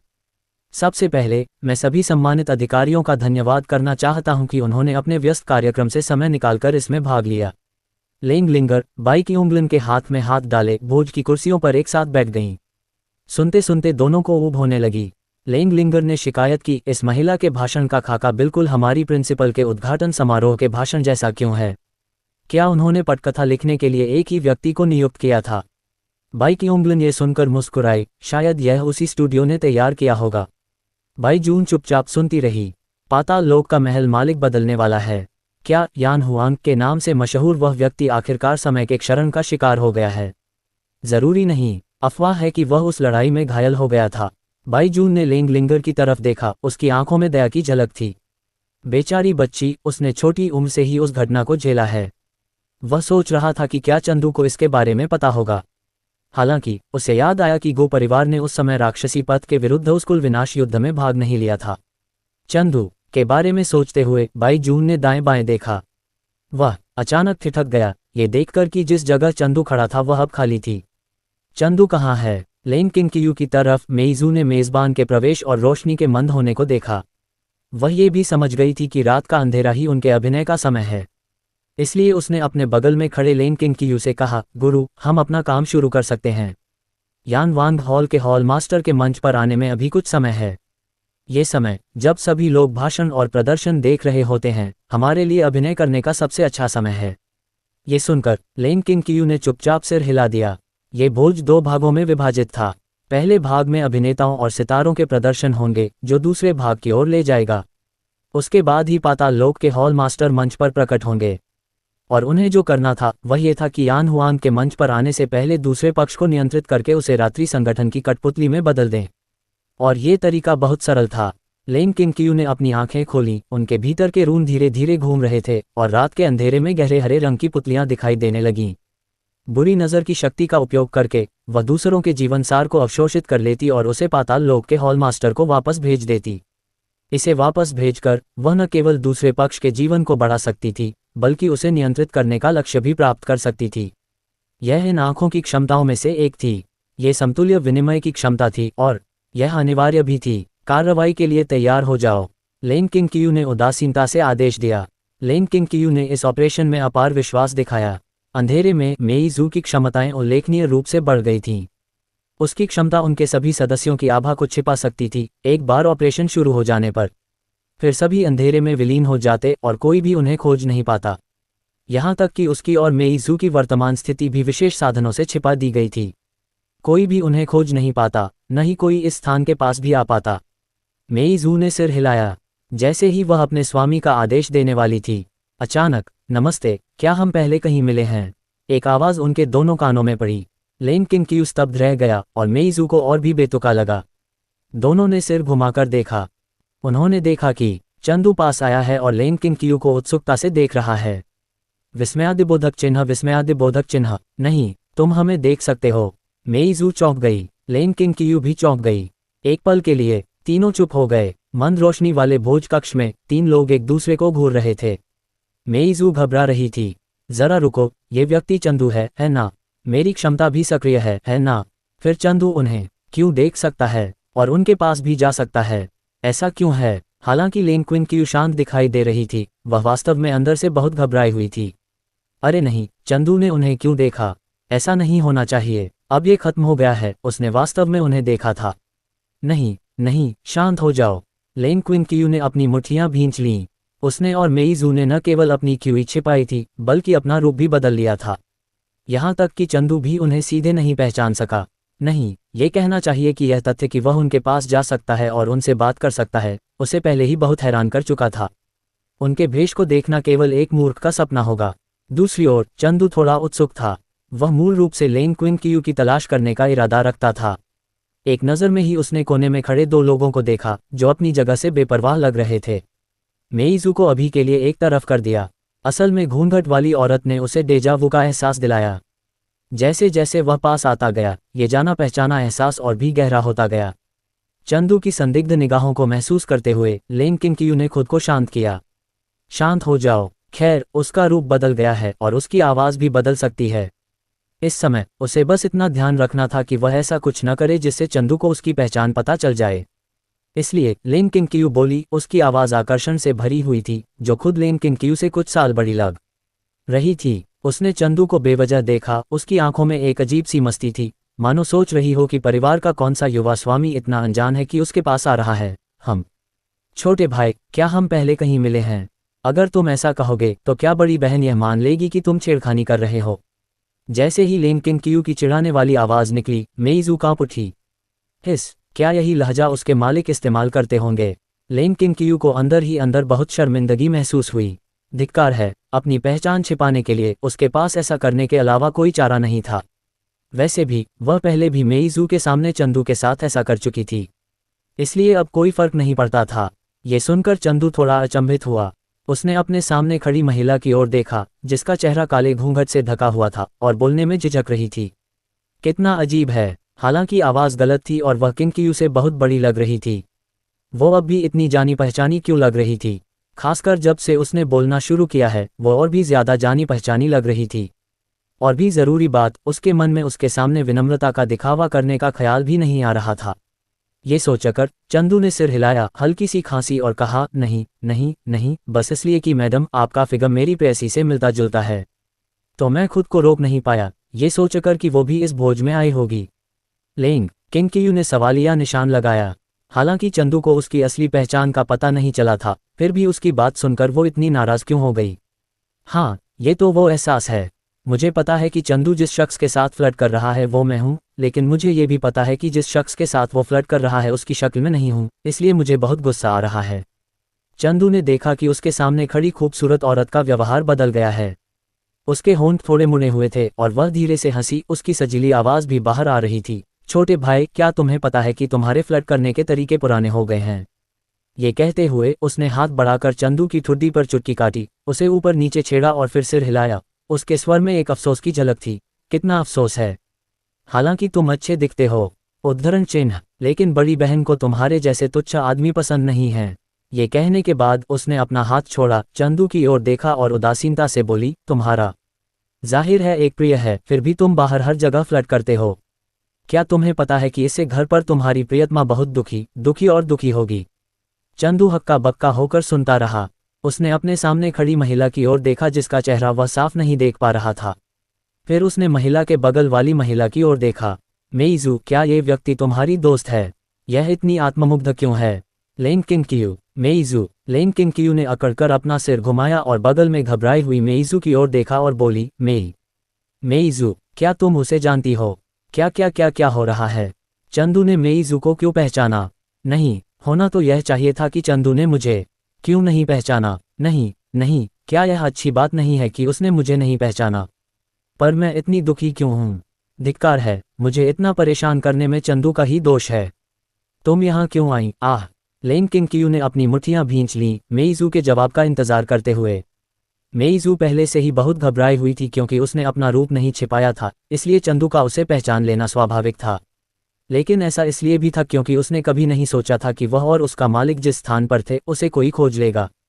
खांसी। ये किंग है, कियू का पति, जिसका नाम चंदू है। मेइजू ने सूखी खांसी के साथ लेन किंगकियू के मन में दिए गए उत्तर के अनुसार उत्तर दिया। लेन किंगकियू यह उत्तर सुनकर बहुत हैरान हुई। उसने ध्यान से चंदू की ओर देखा और सिर हिलाया। अरे वाह! क्या तुम किंगकियू की प्रेमिका हो? मुझे यहाँ तुमसे मिलने की उम्मीद नहीं थी। तो मैंने गलत समझा। मैं किंगकियू की बड़ी बहन हूँ, जिसका नाम लेंग बिंगनिंग है। ये सुनकर चंदू ही अनिश्चित हो गया। उसने शुरू में सोचा था कि मेइजू के बगल वाला व्यक्ति लेंग किंगकियू है, लेकिन जब दूसरे पक्ष ने लेंग बिंगनिंग कहा तो वह अचानक समझ गया। लेंग बिंगनिंग तो यह वही थी। मूल रचना में लेंग किंगकियू की वास्तव में लेंग बिंगनिंग नाम की एक बड़ी बहन थी। ये चरित्र मध्य से अंतिम चरण में दिखाई देने वाला था। जब वह बहुत छोटी थी तब उसे प्राचीन मार्शल वर्ल्ड के आइस हॉट संप्रदाय में साधना के लिए भेजा गया था। इस प्रकार वह उस वर्ष मध्यरात्रि के नरसंहार से बच गई। लेट स्टेज में लेंग बिंगनिंग आइस हॉट संप्रदाय की संप्रदाय प्रमुख बन गई, जिसमें अपार शक्ति थी। अपने पदार्पण पर उसने नायक के समूह को हराया और लेंग किंगकियू की सहायक बन गई। हालांकि जब उसे राक्षसी पत, जो लेंग किंगकियू थी, के साथ मिलीभगत करते हुए पाया गया तो उसे प्राचीन मार्शल वर्ल्ड के मार्शल कलाकारों ने घेर लिया और उसका सफाया कर दिया। और ये तथ्य कि उसे लेंग किंगकियू के साथ मिलीभगत करते हुए पाया गया और इस प्रकार उसे घेर लिया गया और उसका सफाया कर दिया गया, वह भी लेंग किंगकियू का ही काम था। क्योंकि जब लेंग बिंगनिंग प्रकट हुई, लेंग किंगकियू अपने परिवार और अपनी छोटी बहन की मृत्यु के कारण पहले ही पूरी तरह से काली पड़ चुकी थी। लेंग बिंगनिंग अपनी बड़ी बहन होने के बावजूद लेंग किंगकियू, जिसका उससे कोई भावनात्मक जुड़ाव नहीं था, स्वाभाविक रूप से उसे केवल एक उपकरण के रूप में देखती थी। लेंग बिंगनिंग का उपयोग करने के लिए, या यूं कहें कि उसकी सारी साधना प्राप्त करने के लिए, लेंग किंगकियू उसे पहचान गई। लेंग किंगकियू पहले से ही पागल थी, उसके मन में केवल बदला लेने की भावना थी। बाद में लेंग बिंगनिंग का पूरा उपयोग करने के बाद उसने लेंग बिंगनिंग को धोखा देने का फैसला किया और उसकी सारी साधना को अवशोषित कर लिया, जिससे उसे धर्मी लोगों द्वारा नष्ट कर दिया गया। संक्षेप में, वह एक बहुत ही दयनीय व्यक्ति थी। उसे उसके परिवार ने छोटी उम्र से ही आइस हॉट संप्रदाय में आइस हॉट मंत्र की साधना के लिए भेज दिया था। बड़ी होने और अपनी साधना में सफलता प्राप्त करने के बाद उसे पता चला कि उसका पूरा परिवार मर चुका है और केवल उसकी छोटी बहन लेंग किंगकियू जीवित है। लेंग किंगकियू को खोजने के बाद उसने उसे धोखा दिया और उसकी सारी शक्ति अवशोषित कर ली गई। और जब लेंग किंगकियू ने लेंग बिंगनिंग की साधना को आत्मसात कर लिया, उसने आइस हॉट मंत्र भी सीखा और उसे पूर्णता स्तर तक विकसित किया। वह पूरी तरह से एक हृदयहीन और भावनाहीन व्यक्ति बन गई। ये कहा जा सकता है कि उस समय लेंग किंगकियू पहले से ही बदला के विचार से प्रेरित एक खोल बन गया था। हालांकि चंदू को उम्मीद नहीं थी कि लेंग बिंगनिंग इतनी जल्दी लेंग किंगकियू को पहचान लेगी। ऐसा लगता है कि मूल काम में लेंग बिंगनिंग लेंग किंगकियू की एक छिपी हुई चाल थी, या क्या कथानक पहले से ही पहचान से परे बदल गया है? चंदू थोड़ा अनिश्चित था, लेकिन उससे पहले वह लेन क्विनक्यू द्वारा अभिनीत लेन बिंगनिंग पर मुस्कुराया और कहा, नमस्ते, मैं चंदू हूँ। मुझे भी उम्मीद नहीं थी कि किंगक्यू की एक बड़ी बहन होगी, लेकिन आप दोनों मुझे बहुत समान एहसास देते हैं, यही वजह है कि मैंने गलत समझा। मुझे सच में खेद है। बेशक मेरी कोई बड़ी बहन नहीं है। ये लड़का, उसका रवैया अचानक इतना सुधर कैसे गया? लेन किंगक्यू मन ही मन थोड़ा उदास हुई, लेकिन ऊपर से वह हंसी, हमें किसने बताया कि हम बहनें हैं? बात तो किंगक्यू और मैं बचपन से ही एक दूसरे से अविभाज्य रहे हैं, यहाँ तक कि हम एक दूसरे से बातें भी साझा करते रहे हैं। लेन किंगक्यू थोड़ा आगे झुकी और धीरे धीरे चंदू के करीब पहुंची। जब वे बेहद करीब से आमने सामने थे तो लेन किंगक्यू हंसी, बड़ी बहन तुम्हें कैसी लग रही है? अगर तुम चाहो तो बड़ी बहन अपना घूंघट हटाकर तुम्हें मेरा असली चेहरा दिखा सकती है। जैसे ही लेन किंगक्यू ने सोचा कि चंदू उसकी हरकतों से शर्मा जाएगा, चंदू कुछ कदम पीछे हट गया और एक विनम्र मुस्कान बिखेरते हुए बोला, बहन कृपया अपना सम्मान करो। मैं सिर्फ किंगक्यू से प्यार करता हूँ। चूंकि मुझे पता है कि किंगक्यू यहाँ नहीं है, इसलिए मैं पहले निकल जाऊंगा। मेरी भाभी जरूर परेशान हो रही होंगी। ये कहकर लेन किंगक्यू की प्रतिक्रिया का इंतजार किए बिना चंदू जल्दी से चला गया। माँ, गुरु, क्या आप ठीक हैं? मेइज़ू ने लेन किंगक्यू को देखा, जो अपनी जगह पर अकड़ गई थी और एक पल के लिए समझ नहीं पाई कि क्या कहे। मैं ठीक हूँ। उसने मेरी परीक्षा बहुत अच्छी तरह से पास कर ली। थोड़ी देर की अकड़न के बाद लेन किंगक्यू तुरंत संभल गई। उसने उदासीनता से कहा, मेइज़ू कांप उठी, फिर उसकी आंखों में प्रशंसा के भाव दिखाई दिए।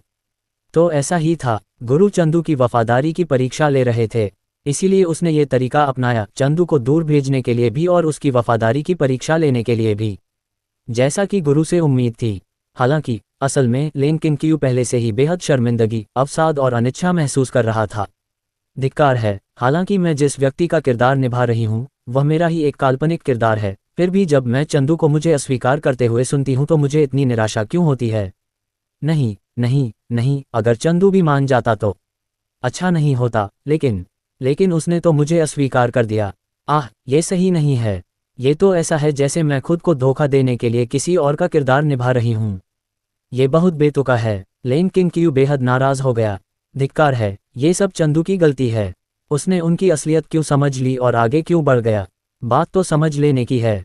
मेइज़ू, ये दयालु आवाज़ सुनकर मेइज़ू का शरीर कांप उठा। यहाँ तुम्हारी क्षमता क्यों विफल हो गई और तुमने खुद को क्यों नहीं छुपाया? ये मेइज़ू रोना चाहती थी पर आंसू नहीं आ रहे थे। धिक्कार है चंदू, तुमने मुझे बर्बाद कर दिया।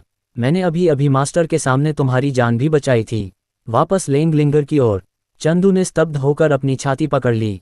वो दृश्य अभी भी उसके दिमाग में घूम रहा था। उसकी आंखें द्वंद्व से भरी थीं। उसे पता नहीं क्यों, लेकिन उस पल, हालांकि उसने लेंग बिंगनिंग को सीधे तौर पर अस्वीकार कर दिया था, उसका दिल बहुत दुखी था। लेकिन अगर वो मान भी जाता तो भी वो खुद को माफ नहीं कर पाता। आखिर हो क्या रहा है? चंदू ने हल्के से आह भरी। ये उस उदास एहसास जैसा था जब मैं किसी किरदार ए का किरदार निभाते हुए उस व्यक्ति के सामने अपनी भावनाओं को जाहिर करता हूं जिसे मैं पसंद करता हूं और वास्तव में सफल होता हूं। पर उसे समझ नहीं आ रहा था कि उसे ऐसा क्यों लग रहा है। पर जब बात यहां तक पहुंच गई है, उसने उस बदबूदार बदमाश की तरफ देखा जो अभी अभी उसे घूर रहा था। बदबूदार बदमाश, तुम्हें फिर क्या हो गया?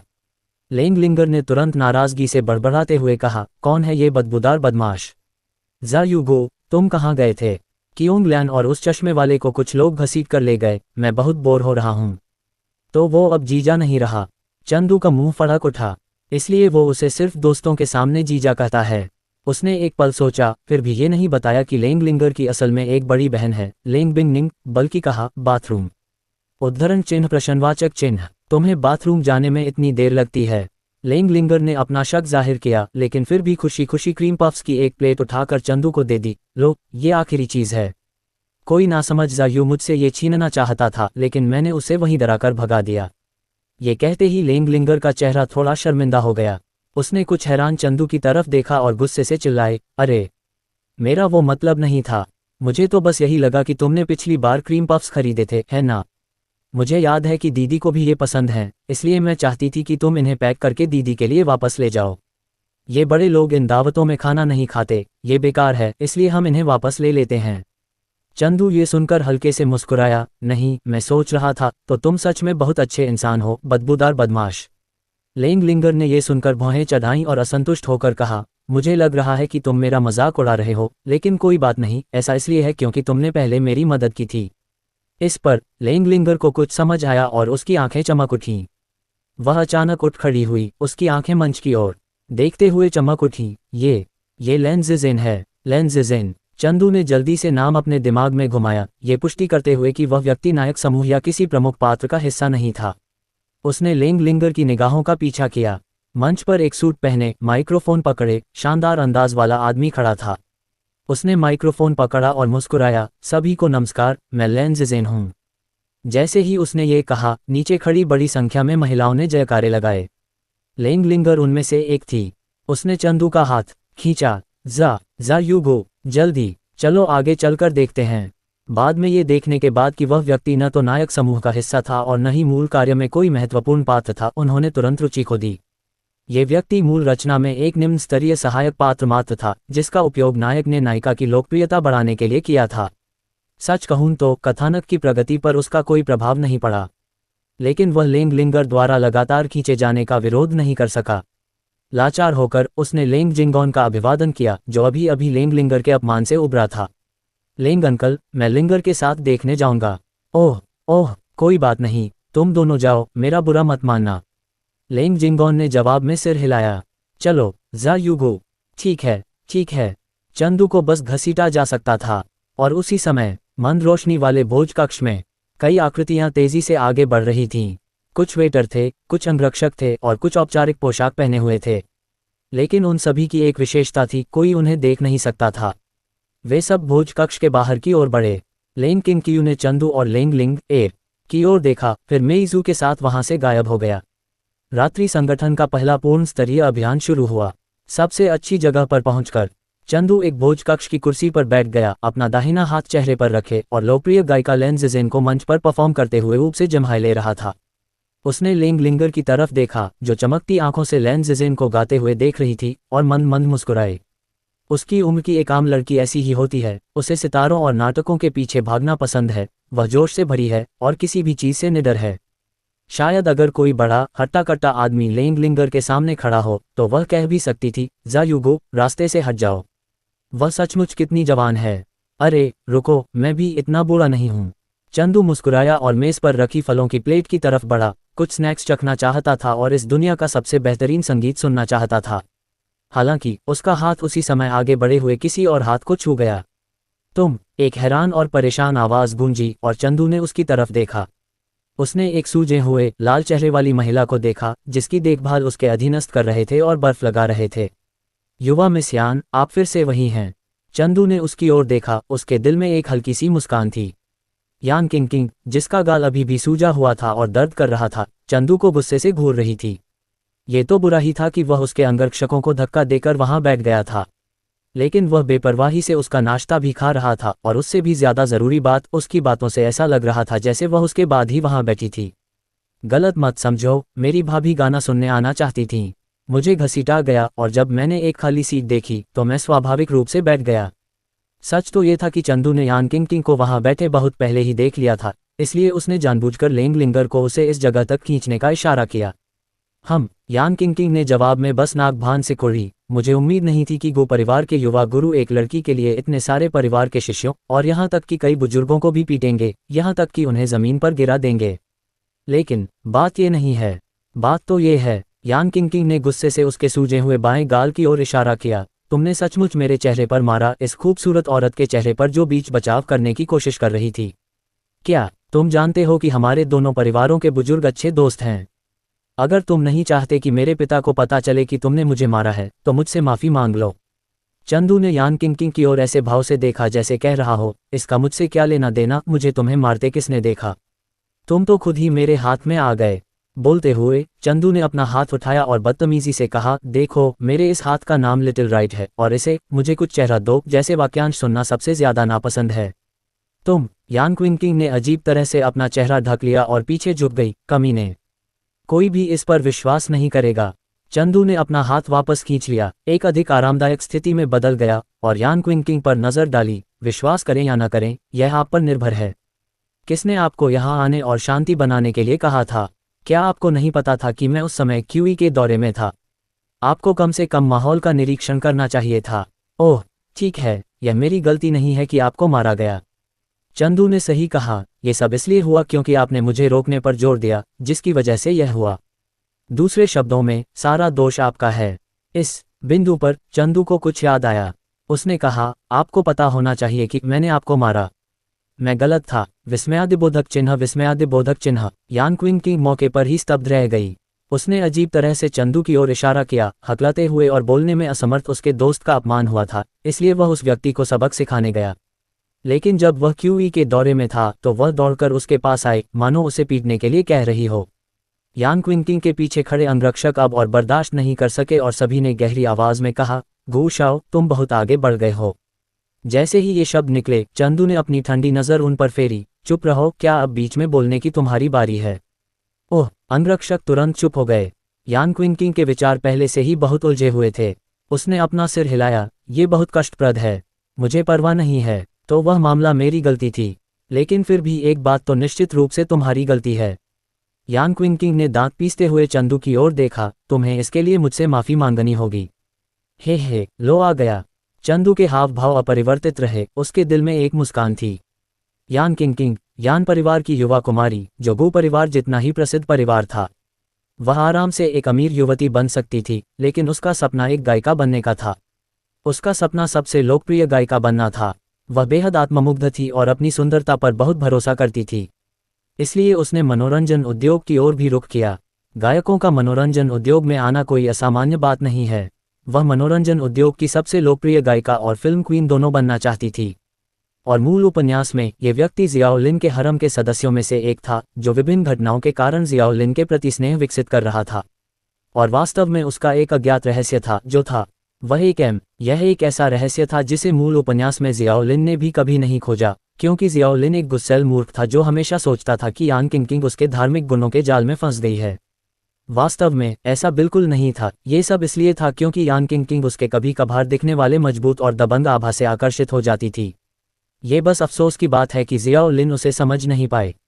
जब वह यान किंकिंग से बातचीत करता तो हमेशा धीरे बोलता, जिसके कारण मूल उपन्यास में यान किंकिंग अक्सर जियाओलिन को ठंडी नज़रों से देखती थी, जिसका उद्देश्य उसका गुस्सा भड़काना और उसे अपने ऊपर अधिक हावी बनाना था। दुर्भाग्य से, अंत तक जब यान किंकिंग और हरम के अन्य सदस्यों को लेन किंकियू ने मार डाला, जियाओलिन ने कभी भी अपने हरम के सदस्यों से ऊंची आवाज में बात नहीं की। संक्षेप में, जब चंदू ने पहली बार यान किंकिंग को देखा तो उसने उसे पहचान लिया। वह बिल्कुल वैसी ही दिखती थी जैसी उसने कुछ समय पहले सुबह की दौड़ के दौरान देखी थी। इस तथ्य के साथ कि यान किंकिंग भी मूल उपन्यास में स्काई लेक केव विला में रहती थी, ये व्यक्ति वास्तव में मूल उपन्यास वाली यान किंकिंग ही थी। ये सोचते हुए चंदू के होठों पर मुस्कान आ गई और उसने पूछा, क्या बात है? यह तुमने मुझे बदसूरत औरत कहा। यान किंकिंग की आवाज़ और भी धीमी होती गई, मानो वह सचमुच ये दो शब्द कहना ही नहीं चाहती थी। इसके तुरंत बाद यान किंकिंग चंदू की माफ़ी सुन पाती, उससे पहले ही अचानक उसके कान से एक चंचल आवाज़ आई। ओह! तभी यान किंकिंग ने अपनी ठुड्डी पर जोर से चुटकी काटी और एक तरफ मुड़ गई। उसने उस तरफ देखा। उसने देखा कि चंदू उसकी ठुड्डी पर जोर से चुटकी काट रहा है और एक आक्रामक नज़र से उसने उसके चेहरे को देखा। भूषाओ, कृपया यंग मिस को छोड़ दो। उसके पीछे खड़े अंगरक्षक चौंक गए और जल्दी से बीच बचाव करने लगे। लेकिन यान किंकिंग चिल्लाए, रुको, यहाँ बोलने की तुम्हारी जगह नहीं है। इन शब्दों ने अंगरक्षकों को वहीं जमने पर मजबूर कर दिया। वे बस देखते रह गए कि गो परिवार के युवा स्वामी अपनी युवा कुमारी को इस तरह अपमानित कर रहे हैं। यान क्विंकिंग ने चंदू की ओर देखा, उसका दिल तेजी से धड़क रहा था। उसकी सांसें थोड़ी भारी हो गईं और उसे लगा कि उसके शरीर का तापमान बढ़ रहा है। तुम क्या करना चाहते हो? यान क्विंकिंग के स्वर में एक अस्वाभाविक अर्थ था। उसके हाथ कसकर आपस में भींचे हुए थे, बाहरी तौर पर संयम का दिखावा कर रहे थे, लेकिन धीरे धीरे उसके चेहरे पर एक अजीबोगरीब भाव उभर आया। तो इतनी आक्रामक निगाहें, और गौर से देखने पर चंदू कितना सुंदर है। उसके हाथ भी देखने में कितने अच्छे लग रहे हैं। उसकी छाती ऊपर नीचे हो रही थी। फिर चंदू अपनी ठुड्डी छोड़ी, यान क्विंकिंग को अर्थपूर्ण दृष्टि से देखा और एक दुर्भावनापूर्ण मुस्कान के साथ बोली, मैंने ध्यान से देखा है, तुम वाकई बहुत खूबसूरत हो। ठीक है, मैं तुम्हारे बारे में जो कुछ भी बदसूरत औरत होने की बात कही थी, उसे वापस लेती हूँ। ये सुनते ही यान क्विंकिंग ने अपने होंठ कसकर भींच लिए। उसने चंदू को तीखी नज़रों से देखा, फिर गहरी सांस ली और खुद को शांत करने की कोशिश की। फिर उसने अपना सिर घुमाया और धीरे से कहा, अच्छा हुआ कि तुम्हें पता चल गया। चंदू ने ऐसे व्यवहार किया जैसे उसने यान क्विंकिंग की असामान्यता पर ध्यान ही नहीं दिया हो। मंच पर लैन ज़िज़ेन को देखकर हंसते हुए, सुनो लोग कैसे गाते हैं। मुझे याद है तुम भी एक लोकप्रिय गायिका हो, है ना? यान क्विंकिंग ने ये सुना, लैन ज़िज़ेन की ओर देखा, फिर अपने होंठों को तिरस्कारपूर्वक सिकोड़ लिया। ये व्यक्ति तो बस एक पैकेज्ड फ्लो स्टार है। कृपया इस तरह के आइडल को गायक मत कहो, ठीक है? ये लोग आइडल वैरायटी शो की असेंबली लाइन पर बड़े पैमाने पर तैयार किए जाते हैं। बस लैन ज़िज़ेन के कुछ कनेक्शन हैं, जिसकी वजह से वो अब तक अलग और लोकप्रिय बना हुआ है। इस पर यान क्विंकिंग को सिर दर्द होने लगा। उसने कहा, मुख्य बात यह है कि जब से हमने एक कैंपस फिल्म पर साथ काम किया है, तब से यह आदमी मुझे परेशान कर रहा है। और हर बार पपराज़ी हमारी तस्वीरें खींचकर ऑनलाइन पोस्ट कर देते हैं, अक्सर अस्पष्ट शीर्षकों के साथ, ऑन स्क्रीन सीपी जैसी बातें लिखकर। मैं तो बिल्कुल परेशान हो रही हूँ। चंदू ने ये सुना और मन ही मन सोचा कि यह तो बिल्कुल मूल उपन्यास जैसा ही है। लेंगलिंगर प्रदर्शन देख रही थी, लेकिन जैसे जैसे वह सुनती गई, उसका उत्साह धीरे धीरे कम होता गया। क्योंकि ये सुनना इतना अप्रिय क्यों है? लेंगलिंगर थोड़ी उलझन में थी। लैन ज़िज़ेन साफ तौर पर उसका पसंदीदा आदर्श था। वह अच्छा गाता भी था और उसने उसके कई एल्बम खरीदे थे। लेकिन आज उसे लाइव सुनना इतना असहनीय क्यों था? ये जीजाजी के गायन जितना भी अच्छा नहीं है। लेंगलिन एयर बुदबुदाई अवचेतन रूप से चंदू की आकृति ढूंढ रही थी, लेकिन उसकी नज़र उसकी राय में एक खूबसूरत महिला के साथ खुशी खुशी बातें करते हुए पड़ी। तुरंत उसने मन ही मन कोसा, धोखा, ये धोखा है। वह घृणित जा युगो। मंच पर हालांकि लैन ज़िज़ेन गा रहा था, उसकी नज़रें असल में दर्शकों में यान क्विंकिंग पर टिकी थीं। जब उसने देखा कि वह हिंसक व्यक्ति वास्तव में उस महिला के बगल में बैठा है जिसे वह पसंद करता है और उसे छू रहा है, तो लैन ज़िज़ेन वास्तव में कोसने से खुद को रोक नहीं पाए। हालांकि चंदू गो परिवार का युवा स्वामी था और इतना भयानक रूप से हिंसक व्यक्ति, चाहे वह कितना भी मूर्ख क्यों न हो, वह सार्वजनिक रूप से उसके लिए मुसीबत खड़ी नहीं करेगा। लेकिन कोई और रास्ता भी तो नहीं था। दर्शकों में उसकी नज़र एक और गोरी लड़की पर पड़ी। वह उसकी प्रशंसक लग रही थी और उस हिंसक व्यक्ति के साथ आई थी। लैन ज़िज़ेन को समझ नहीं आ रहा था कि वह क्या सोच रहा है, लेकिन उसने और भी जोर से गाना शुरू कर दिया। गाना खत्म हो गया। जब सभी सोच रहे थे कि लैन ज़िज़ेन गाना जारी रखेगी, तो उसने धीरे से कहा, सब लोग, मुझे लगता है कि मुझे गाते हुए सुनने से शायद आप थोड़ा ऊब जाएंगे। तो अब हम एक छोटी सी गतिविधि करेंगे। मैं किसी भाग्यशाली दर्शक को मंच पर आकर मेरे साथ गाने के लिए आमंत्रित करना चाहूँगा। जैसे ही ये शब्द निकले, इस तरह के एक छोटे पिल्ले को पसंद करने वाली अमीर महिलाओं ने लैन ज़िज़ेन की खुशी से कहा, मैं झेनज़ेन, अपनी मम्मी को बुलाओ। झेनज़ेन की मम्मी तुमसे प्यार करती है। दर्शकों का जोश देखकर लैन ज़िज़ेन मन ही मन बहुत खुश हुआ। फिर उसने अपना हाथ बढ़ाया और दर्शकों में लेंगलिंगर की ओर देखा। हे खूबसूरत यंग मिस, क्या तुम मंच पर आकर मेरे साथ प्रस्तुति देना चाहोगी? ये सही है। जिस स्थिति में लेंगलिंगर को चंदू ने सुरक्षा दी थी, उसे देखते हुए यह महिला वही होगी जिसे चंदू पसंद करता था, और वह उसकी प्रशंसक थी। हे, जब तुम उस व्यक्ति को मेरे साथ गाते हुए देखोगे जिसे तुम पसंद करते हो, तो तुम्हें बहुत जलन होगी, है ना? लेकिन तुम कुछ नहीं कह सकते। आखिरकार तुम्हारी पसंदीदा लड़की जिस स्टार को पसंद करती है, वह मैं ही हूँ। खैर, लेंगलिंगर ने हाथ हिलाया। नहीं। प्रश्नवाचक चिन्ह। लैन ज़िज़ेन का मुंह फड़क गया। उसने उसे अजीब और हैरानी से देखा। ओम, क्या तुम मेरी प्रशंसक नहीं हो? हालांकि दूसरी अमीर औरतें सचमुच लेंगलिंगर की उनके छोटे पिल्ले को ठुकराने के लिए आलोचना करना चाहती थीं, लेकिन जब उन्हें याद आया कि खतरनाक चंदू उसके पीछे है, तो उन्होंने अपना मुंह बंद कर लिया। फिर लेंगलिंगर ने माफ़ी मांगते हुए कहा, क्योंकि मैं अच्छा नहीं गाती। ओह, तो बस इतना ही। कोई बात नहीं, अगर तुम अच्छा नहीं गाते तो कोई बात नहीं, मुख्य बात बातचीत है। लैन ज़िज़ेन ने राहत की सांस ली और मुस्कुराए। नहीं, चलो नहीं, ऐसा कैसा रहेगा? लेंगलिंगर ने फिर भी अपना सिर हिलाया। उसने एक पल सोचा, फिर जल्दी से चंदू के पास दौड़ी और फिर उसके भ्रमित भाव के नीचे उसे खींच लिया और चिल्लाई, मेरा जीजाजी बहुत अच्छा गाता है, उसे गाने दो। चंदू, जो अभी भी यान क्विंकिंग को जीतने के बारे में सोच रहा था, अवाक रह गया। अरे बदमाश, उसने लेंगलिंगर को दया से देखा, जो अपनी योजना में सफल होने के बाद उसका मजाक उड़ा रही थी। दूसरी लड़कियों से बात करने की यही सज़ा मिलती है। दूसरी ओर यान क्विंकिंग ने आश्चर्य से चंदू को देखा। तुम भी गा सकते हो? बस थोड़ा सा। चंदू ने कंधे उचका दिए। चलो जीजाजी। लेंगलिंग एर ने पहले ही चंदू को मंच पर खींच लिया था। इस समय बैंक्वेट होटल के अध्यक्षीय कक्ष में पाताल लोक महल के हॉल मास्टर यान हुआंग अपने अधीनस्थ की रिपोर्ट सुन रहे थे। हॉल मास्टर युवा मास्टर लॉन्ग ज़ैतियान किसी तरह की सहमति पर पहुंच गए हैं और गू परिवार के युवा मास्टर के साथ समझौता कर लिया है। उस राक्षसी पथ मार्शल कलाकार तियानफोन को गो परिवार के उस ग्रैंड मास्टर ने पहले ही ले लिया है। पाताल लोक महल के मृत सैनिक ने यान हुआन को सम्मानपूर्वक रिपोर्ट दी। हालांकि उनके अधिकांश मृत सैनिकों में केवल जन्मजात प्रारंभिक अवस्था की साधना थी, फिर भी उनके पास अपनी आभा को छिपाने के अत्यंत शक्तिशाली तरीके थे। उन्हें विश्वास था कि चंदू के बगल में बैठे ग्रैंड मास्टर भी उन्हें नहीं खोज पाएंगे। यान हुआन ने कर्कश स्वर में उत्तर दिया। उसका हृदय अंतहीन शंकाओं से भरा हुआ था। वास्तव में बहुत पहले ही उसे पता चल गया था कि उसका दत्तक पुत्र लॉन्ग ज़ेतियान तियानफोन के साथ सांठगांठ कर रहा था, लेकिन पुराने स्नेह के कारण उसने धर्म के लिए अपने परिजनों को खत्म करने के लिए कोई कदम नहीं उठाया था। वह ये देखने के लिए इंतजार कर रहा था कि क्या लॉन्ग ज़ेतियन को समय रहते अपनी गलती का एहसास हो पाता है। आज का भोज वास्तव में लॉन्ग ज़ेतियन के लिए आखिरी मौका था। अगर जब तक वह उत्तराधिकारी की घोषणा करने के लिए मंच पर जाता, तब तक लॉन्ग ज़ेतियन अभी भी राक्षसी पथ के साथ हठपूर्वक सांठगांठ कर रहा होता, तो वह किसी अन्य दत्तक पुत्र को उत्तराधिकारी घोषित कर देता और भोज के बाद धार्मिकता के लिए उसके परिजनों को खत्म कर देता। लॉन्ग ज़ेतियन और तियानफोन के शवों को मार्शल आर्टिस्ट विभाग को सौंप देता।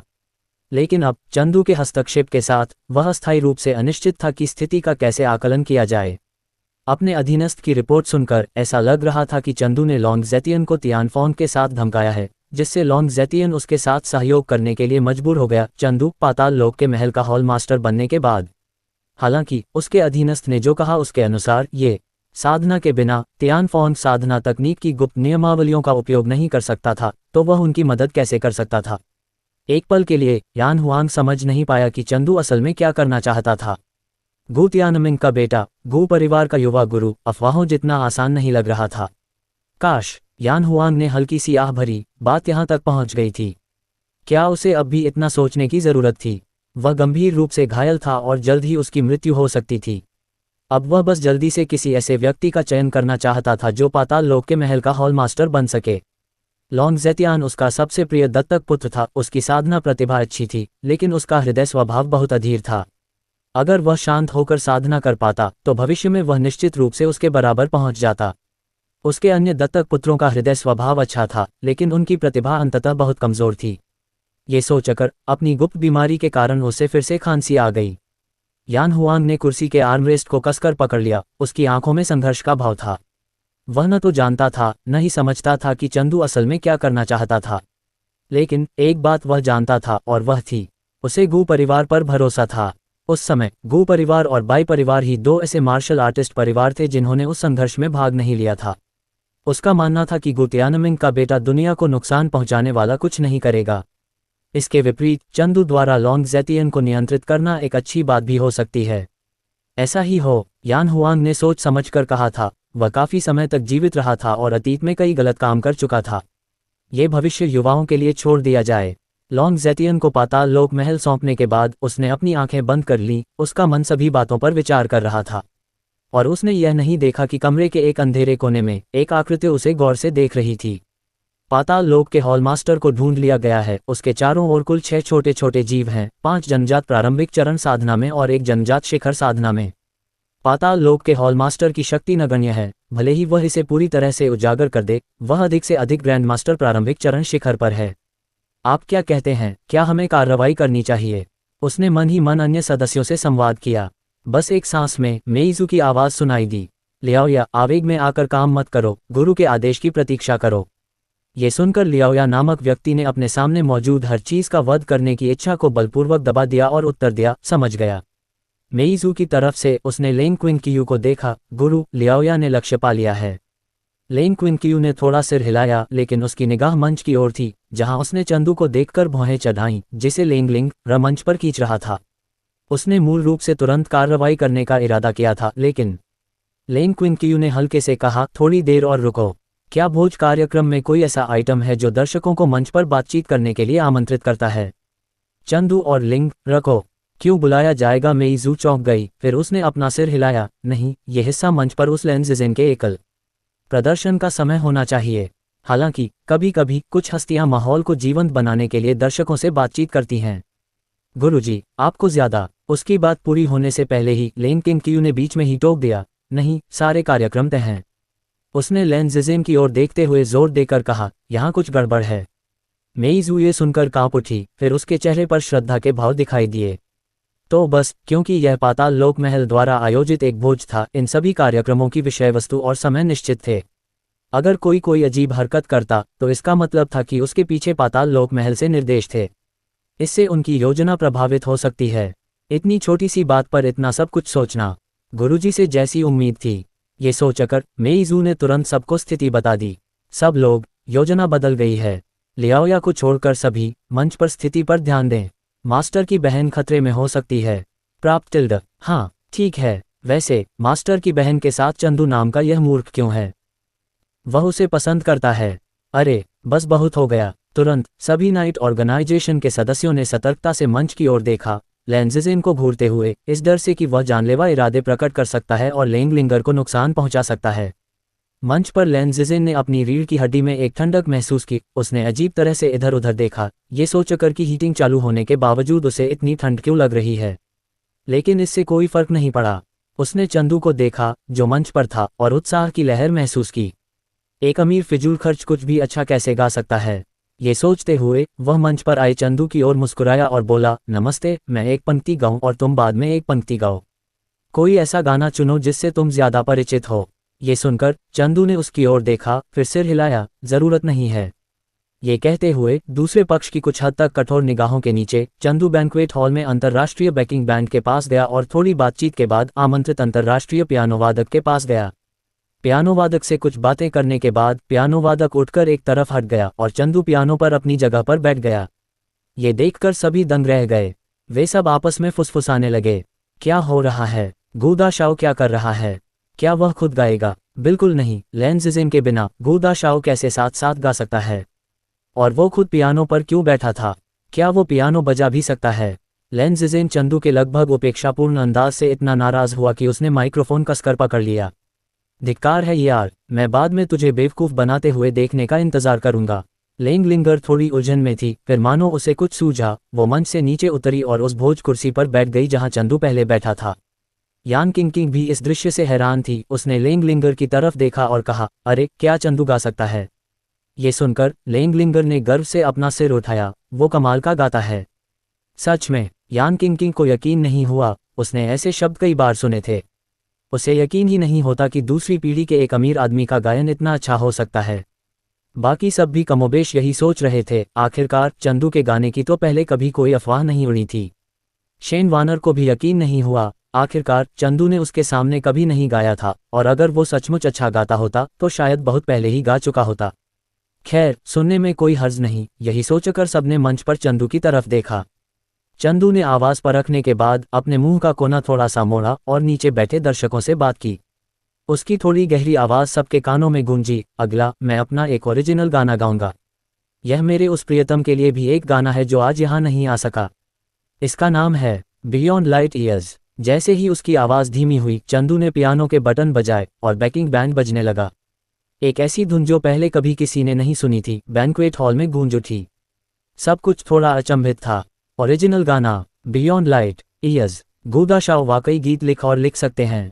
बिल्कुल नहीं, उन्होंने इसे किसी से तो नहीं खरीदा। रुको, सच में इस गाने का इंट्रो बहुत अच्छा लग रहा है। सभी ने हैरानी से फुसफुसाते हुए कहा। लेंगलिंगर थोड़ा उत्साहित थी, आह, एक नया गाना। उसने जल्दी से यान किंग की तरफ देखा जो भी दंग रह गया था। अरे क्या तुम्हारे पास तुम्हारा फोन है? जल्दी से मुझे दे दो। यान किंग। दूसरी तरफ लेंग किंग ने चंदू की तरफ कुछ उलझन से देखा, सोच रही थी कि क्या हो रहा है। वह क्या कह रहा था? उसकी प्रेमिका जो वहां नहीं आई थी। लेंग किंग का दिल धड़क उठा और उसके घूंघट के नीचे की अभिव्यक्ति धीरे धीरे अस्वाभाविक हो गई। क्या वह उसके बारे में बात कर रहा था? अगले ही पल, जैसे ही परिचय एक खास सुर पर पहुंचा, चंदू ने गाना शुरू कर दिया। उसकी दिव्य श्रेणी की गायन आवाज दिव्य श्रेणी के गीत के साथ सबके कानों में गूंज उठी। मेरे बालों पर उंगलियों के पोरों को महसूस करो। समय को तुरंत कैसे थाम दूं? मेरी दृढ़ निगाहों को याद रखो। शायद कल है ही नहीं। उद्धरण चिन्ह ... उद्धरण चिन्ह। गीत की कुछ ही पंक्तियों में पहले शोरगुल और फुसफुसाहट से भरा भोज कक्ष तुरंत शांत हो गया। सब लोग मंच पर चंदू को हैरानी से देखने लगे, उनकी आंखें अविश्वास से भर गईं। यह कितना सुंदर गीत है। लेंग किंग दंग रह गई। वह अपनी छाती ढंकने के अलावा कुछ नहीं कर सकी। ये तो बस कुछ पंक्तियां थीं, लेकिन क्यों इसने उसे इतना परेशान कर दिया? उसके मन में उसे याद आया कि चंदू ने कहा था कि यह गीत उसके लिए है। लेन किंगकियू ने हल्के से अपने होंठ भींच लिए। उसने मंच पर चंदू को देखा, और हालांकि वह उसे देख नहीं पा रही थी, फिर भी उसके भीतर का जीवन तत्व इस पल उसकी आंखों में इतना चमकीला और खास दिखाई दे रहा था कि एक नज़र के बाद वह उसे भूल नहीं पा रही थी। ये बुरा आदमी बाहर होते हुए भी उसे इतना परेशान कर रहा था। मधुर धुन सबके कानों में गूंज रही थी, और चंदू के दिव्य गायन के साथ मिलकर इसने सभी को उसमें डूबने पर मजबूर कर दिया। लेंग लिंगर ने पहले ही यान क्विंकिंग से एक फ़ोन मांगा था और उत्साह से रिकॉर्डिंग चालू कर दी थी।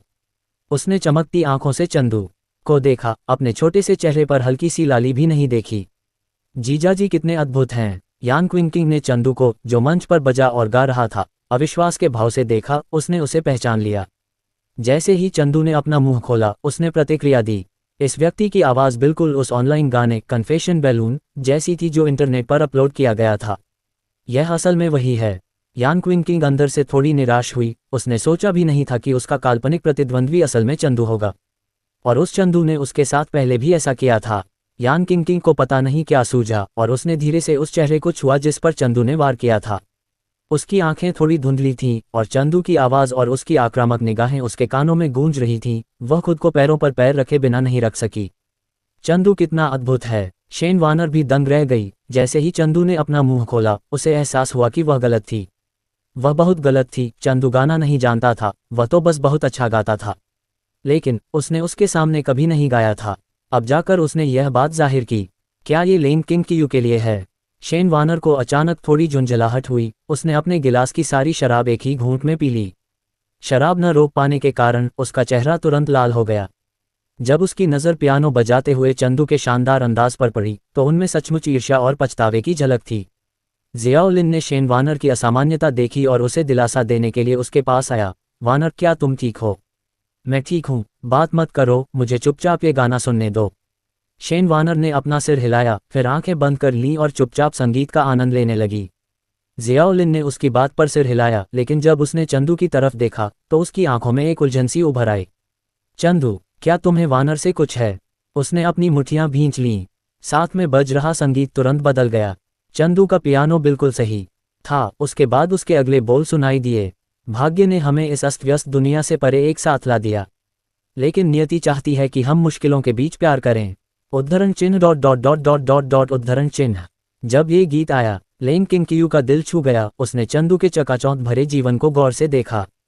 वह मन ही मन बुदबुदाई, किस्मत ने हमें इस अस्त व्यस्त दुनिया से पार मिला दिया, लेकिन नियति चाहती है कि हम मुश्किलों के बीच प्यार करें। लेन किंगकियू का दिल दुखा। क्या यह उसकी और चंदू की स्थिति का सटीक वर्णन नहीं कर रहा था? उसके लेंग परिवार ने नरसंहार झेला था। उस साल की सच्चाई अज्ञात थी, और अपराधी सभी खुलेआम घूम रहे थे। उसने बदला लेने का मिशन उठाया था, और चंदू तो बस एक साधारण इंसान था। बदले की इस राह पर उसके साथ रहना बेहद खतरनाक था। उसके दुश्मन अपने लेंग परिवार को फिर से पा सकते थे, और उस समय चंदू, एक साधारण इंसान, निश्चित रूप से मारा जाएगा। वे लोग एक बार फिर उसके आसपास के लोगों को एक एक करके खत्म कर देंगे। लेन किंगकियू ने अपनी मुट्ठियां भींच लीं। उसका मन बेहद उलझा हुआ और उलझन में था। चंदू के आने से उसका दिल और भी स्थिर और आनंदित हो गया, लेकिन वह भूल गई कि उसके आसपास का माहौल वाकई बहुत खतरनाक था। चंदू, क्या तुम सच में अब भी मेरे साथ रहना चाहते हो? लेकिन चंदू के अगले बोल ने लेन किंगकियू को स्तब्ध कर दिया। बस इतना ही सुनने के लिए? शायद भविष्य बहुत दूर है, प्रकाश वर्ष दूर। मैं अनजान में तुम्हारा इंतजार करने को तैयार हूँ। इस पर संगीत की लय तेजी से बदल गई, और चंदू का पियानो बजाना भी बेहद तेज और बेकाबू हो गया। उसने अपनी आवाज़ ऊंची की और गाया, मैंने कभी नहीं सोचा था कि मैं तुम्हारे लिए इतना पागल हो सकता हूँ। पहाड़ ढह जाते हैं और सुनामी आती है, तुम्हारे बिना मैं बचना भी नहीं चाहता। मेरा मन तुम्हारे लिए इतना पागल हो गया है। तुम्हारे बिना मेरी नब्ज और धड़कन बिल्कुल बेमानी है। धमाका! सबके मन में गड़गड़ाहट हुई, और उनके पूरे शरीर में रोंगटे खड़े हो गए। एक कोने में बैठा एक बूढ़ा आदमी अचानक उत्साह से उठ खड़ा हुआ। उसने चंदू को देखा, जो उत्साह से कांप रहा था। वह खुद को रोक नहीं पाया और रो पड़ा। ये कितना सुंदर गाना है। बूढ़े तांग, क्या तुम ठीक हो? मैं ठीक हूँ, बस इस गाने ने मुझे बीते दिनों की याद दिला दी। वहां का माहौल तुरंत ही फूट पड़ा, और हर कोई अचंभित हो गया। ओहा हा, गूशाओ गूशाओ, चंदू गूदाशाओ, यान यान की माँ तुमसे बहुत प्यार करती है। प्रतिष्ठा बदल गई, और सभी ने जयकार और नारे लगाए। उन्होंने अपनी पहचान, अपना धैर्य और अपने पूर्वाग्रहों को त्याग दिया। चंदू। हर कोई चिल्लाने से खुद को रोक नहीं सका। इस समय वे केवल चंदू के साथ अपनी भावनाओं को व्यक्त करना चाहते थे। शेन वानर ने अपनी आंखें बंद कर लीं, लेकिन उसकी आंखों के कोनों से आंसू बह निकले। वह इस शोरगुल वाली जगह पर मेज पर झुककर सिसकने से खुद को रोक नहीं सकी। क्यों, मैं उस समय इतनी मूर्ख क्यों थी? मैंने उस समय चंदू के साथ ऐसा व्यवहार क्यों किया? अगर मैं उस समय चंदू के साथ रहने के लिए सहमत हो जाती, तो क्या अब चंदू मेरे लिए ये गीत गाएगा? लेन क्विन क्यू, मुझे तुमसे नफरत है, तुम इतने उत्कृष्ट क्यों हो, तुम मेरे आदर्श क्यों बन गए? और क्यों, अनुग्रह से गिरने के बाद तुम चंदू के प्रेमी बन गए और मेरे चंदू को चुरा लिया? शेन वानर को रोते देखकर जियोलिन थोड़ा असमंजस में पड़ गया। वह केवल उसे बार बार दिलासा दे सकता था। बाई जून की तरफ से उसने चंदू को देखा और उस लड़की के बारे में सोचने से खुद को रोक नहीं सका जो उस समय उसका पीछा करती थी। दुर्भाग्य से सब कुछ एक बुलबुले में बदल गया। बाई की उंगलियां चंदू को घूरती रही। उसके मन में कुछ ख्याल आया। उसने अपने सीने पर जेड पेंडेंट को कसकर पकड़ लिया। मेइजू को थोड़ा झटका लगा। उसने उम्मीद नहीं की थी कि चंदू इतना अच्छा गाएगा। उसने अवचेतन रूप से लेन किंग क्यू की ओर देखा, अपने स्वामी की वर्तमान प्रतिक्रिया देखना चाहती थी। नतीजतन उसने केवल ये देखा कि दूसरे व्यक्ति के भाव अपरिवर्तित थे और उसका स्वर भी बहुत शांत था। चलो मेइजू, लगता है कुछ गड़बड़ नहीं है। ऑपरेशन जारी रखो। ये कहकर वह भोज कक्ष से बाहर की ओर चल पड़ी। और मेइजू को भी अपार प्रशंसा का अनुभव हुआ, जैसा कि उसके स्वामी से अपेक्षित था, क्योंकि वह शुरू में चंदू को इस्तेमाल करने के लिए एक कठपुतली मानती थी। स्वाभाविक रूप से वह उसके कार्यों से प्रभावित नहीं होगी। उसने अपनी आंखों के कोनों से आंसू पोंछे। उसे भी अपने स्वामी से सीखने की जरूरत थी। हालांकि मेइजू ने जिस बात पर ध्यान नहीं दिया वह थी, लेन किंग क्यू का चेहरा घूंघट के नीचे पहले से ही लालिमा से ढका हुआ था। उसके दोनों हाथ कसकर जुड़े हुए थे। उसकी गहरी हरी आंखें उसके लाल गालों के साथ मिलकर उसके पूरे व्यक्तित्व को बेहद प्यारा और आकर्षक बना रही थीं। चंदू के भावुक और गहन स्वीकारोक्ति को मन ही मन याद करते हुए उसकी आवाज़ थोड़ी कांप उठी, लगभग सुनाई न देने वाली। बुरा आदमी, बुरा आदमी, बुरा आदमी, बुरा आदमी, बुरा आदमी, बुरा आदमी। जैसे ही मेइजू ने लेन किंग क्यू का आदेश दिया, सभी सदस्य तेजी से बाहर चले गए। बाइलियान का मन अभी भी अनिच्छा से सुनना चाहता था चंदू का गाना, लेकिन उसके मालिक का आदेश ज्यादा महत्वपूर्ण था। हालांकि वह एक मूर्ख है, फिर भी वह आश्चर्यजनक रूप से अच्छा गाता है। ठीक है, तुम जाओ। यान वांग हॉल के हॉल मास्टर को अभी भी तुम्हारी जरूरत है। बाइलियान ने मुरोंगसी को, जो अभी भी हिचकिचाहट की स्थिति में था, भोज कक्ष से बाहर खींच लिया। एक गाना खत्म करने के बाद चंदू मंच से जा चुका था। तुलना के बिना कोई बुराई नहीं है। जब लैन जिजिन ने दोबारा गाया तो किसी ने भी दिलचस्पी नहीं दिखाई। आखिरकार होटल के कर्मचारियों ने ही उसे जाने के लिए कहा। भोज का कार्यक्रम जारी रहा और कई लोग चंदू को कुछ और गाने गाने के लिए पैसे देना चाहते थे। हालांकि चंदू के पास पैसों की कमी नहीं थी, लेकिन उसने कई परिवारों के मुखियाओं और उनके युवा वंशजों से दोस्ती जरूर कर ली। इसे उसकी पुरानी प्रतिष्ठा और सार्वजनिक धारणा में कुछ बदलाव माना गया। पैनी नज़र रखने वाले लोग पहले ही लेंगलिंगर के बगल में एक और कुर्सी रख चुके थे। उन लोगों से निपटने के बाद चंदू थका हुआ लग रहा था। लेंगलिंगर के बगल में बैठ गया। चंदू के थके हुए चेहरे को देखकर, हालांकि लेंगलिंगर को उसे गाने के लिए बुलाने पर थोड़ी ग्लानि हुई, लेकिन चंदू के गायन के बारे में सोचकर वह मन ही मन खुश हुई। जीजाजी, आप वाकई कमाल के गायक हैं। तुमने इतने कम समय में इतने सारे लोगों को मोहित कर लिया है। लेंगलिंगर की बेबाक तारीफ से चंदू को कोई खास खुशी नहीं हुई। उसने लेंगलिंगर को प्यार से देखा। तुम छोटे शैतान, तुमने ही मुझे फंसाया है। एहे मेरा पैर। चंदू ने हल्की सी आह भरी। कोई बात नहीं, पर यह भी एक अच्छी बात थी। कम से कम इससे दूसरे लोगों के मन में उसकी छवि तो बदली। हम शायद एक ढीठ से एक हिंसक इंसान, फिर एक प्रतिभाशाली अमीर दूसरी पीढ़ी का वारिस, कुछ ऐसा ही। चंदू ने महसूस किया कि आसपास के साथी और परिपक्व महिलाएं उस पर इश्कबाजी भरी नजरें डाल रही थीं। उसे अचानक लगा कि ये तथाकथित व्यवसाय और पारिवारिक वंशज असल में आम लोगों से अलग नहीं हैं। ये सभी अपनी पसंद की चीज़ों का पूरे जोश से समर्थन करते हैं। उसने कुछ अमीर वंशजों के बारे में भी सुना था जो अपनी पसंदीदा हस्तियों के लिए बेतुके काम करते हैं। उसने उन लोगों के समूह पर नज़र डाली। वह उनमें से कई लोगों को जानता था। गू परिवार के साथ उनके कई सहयोग थे और वह गू परिवार की वार्षिक बैठक को नहीं भूले थे। मत भूलिए, उसी समय गू परिवार के उत्तराधिकारी के लिए तीसरा मतदान होगा। अगर उन्हें वीटो मिल जाता तो विशाल गू परिवार को एक नया उत्तराधिकारी चुनना पड़ता। बेशक अगर चंदू अपना उत्तराधिकारी का दर्जा खो भी देते तो भी कोई फर्क नहीं पड़ता। आखिरकार वर्तमान कुलपिता गू तियानमिंग ही हैं। वह मजबूत और स्वस्थ हैं जब तक कि उनकी मृत्यु न हो जाए या वे स्वेच्छा से पद त्याग न दें। अचानक चंदू कुछ सोचा और तुरंत समझ गया कि गू परिवार जैसे बड़े परिवार में मतदान प्रणाली क्यों होगी। मूल रचना में, हालांकि स्पष्ट रूप से नहीं बताया गया है, विभिन्न विवरणों से संकेत मिलता है कि गो परिवार वास्तव में एक मार्शल आर्टिस्ट परिवार था, या यूं कहें कि यह धर्मनिरपेक्ष दुनिया में एक मार्शल आर्टिस्ट परिवार द्वारा छोड़ी गई एक शाखा थी। बस लेखक द्वारा आकस्मिक रूप से उल्लिखित इस कथानक बिंदु को कहानी समाप्त होने से पहले पूरी तरह से नहीं खोजा गया था। दूसरे शब्दों में, यह मतदान केवल एक दृश्यमान कॉर्पोरेट उत्तराधिकारी के चयन के बारे में नहीं था। इसके भीतर अन्य गहरे अर्थ अवश्य होंगे। यान किंग चंदू की और धीरे से देख रही थी, उससे बात करना चाहती थी, लेकिन दुर्भाग्य से लेंगलिंगर ने उसे रोक दिया। कितना कष्टप्रद है, वह मेरा फोन भी पकड़े हुए है। यान किंग लेंगलिंगर को देखकर नाराज दिखी, जो अपना फोन पकड़े हुए थी। दूसरे पक्ष ने कहा कि उसके पास उसका फोन नहीं था, इसलिए उसने चंदू को रिकॉर्ड करने के लिए यान किंग का फोन उधार लिया। अरे, ये सही है, मेरे पास एक अच्छा विचार है। यान किंग को समझ नहीं आ रहा था कि वह क्या सोच रही है, लेकिन उसने लेंगलिंगर की तरफ मुंह साफ करते हुए कहा, ओम बहन लिंगर, क्या हम एक दूसरे को दोस्त बना लें? जब तुम वापस आओगी तो मैं तुम्हें तुम्हारा रिकॉर्ड किया हुआ वीडियो भेज दूंगी। लेंगलिंगर, जो अपनी तरफ से खड़ी थी, ये सुनकर दंग रह गई। ओह, ठीक है। उसने फोन यान किंग को लौटा दिया और खुशी से सिर हिलाया। ठीक है, जब मैं वापस आऊंगी तो तुम्हें जोड़ दूंगी। खैर, चंदू को फोन के बारे में पहले से ही पता था, इसलिए उसके सामने ये कहना कोई मायने नहीं रखता था। अपनी योजना कामयाब होते देख यान किंग ने लेंगलिंगर से फिर से बातचीत शुरू कर दी। बातचीत के दौरान उससे धीरे धीरे जानकारी हासिल करने की कोशिश की। चंदू ने ये देखा और एक पल सोचा, उन्हें रोका नहीं, क्योंकि यान किंग भी एक ऐसी काली रेखा थी जिस पर ध्यान देने की जरूरत थी। ओह, बात तो ये रही है कि मुझे आश्चर्य हो रहा है कि नाइट ऑर्गेनाइजेशन का काम कैसा चल रहा होगा, ठीक वैसे ही जैसे वह इसके बारे में सोच रहा था। गू, चंदू के कानों में एक घबराई हुई आवाज गूंजी।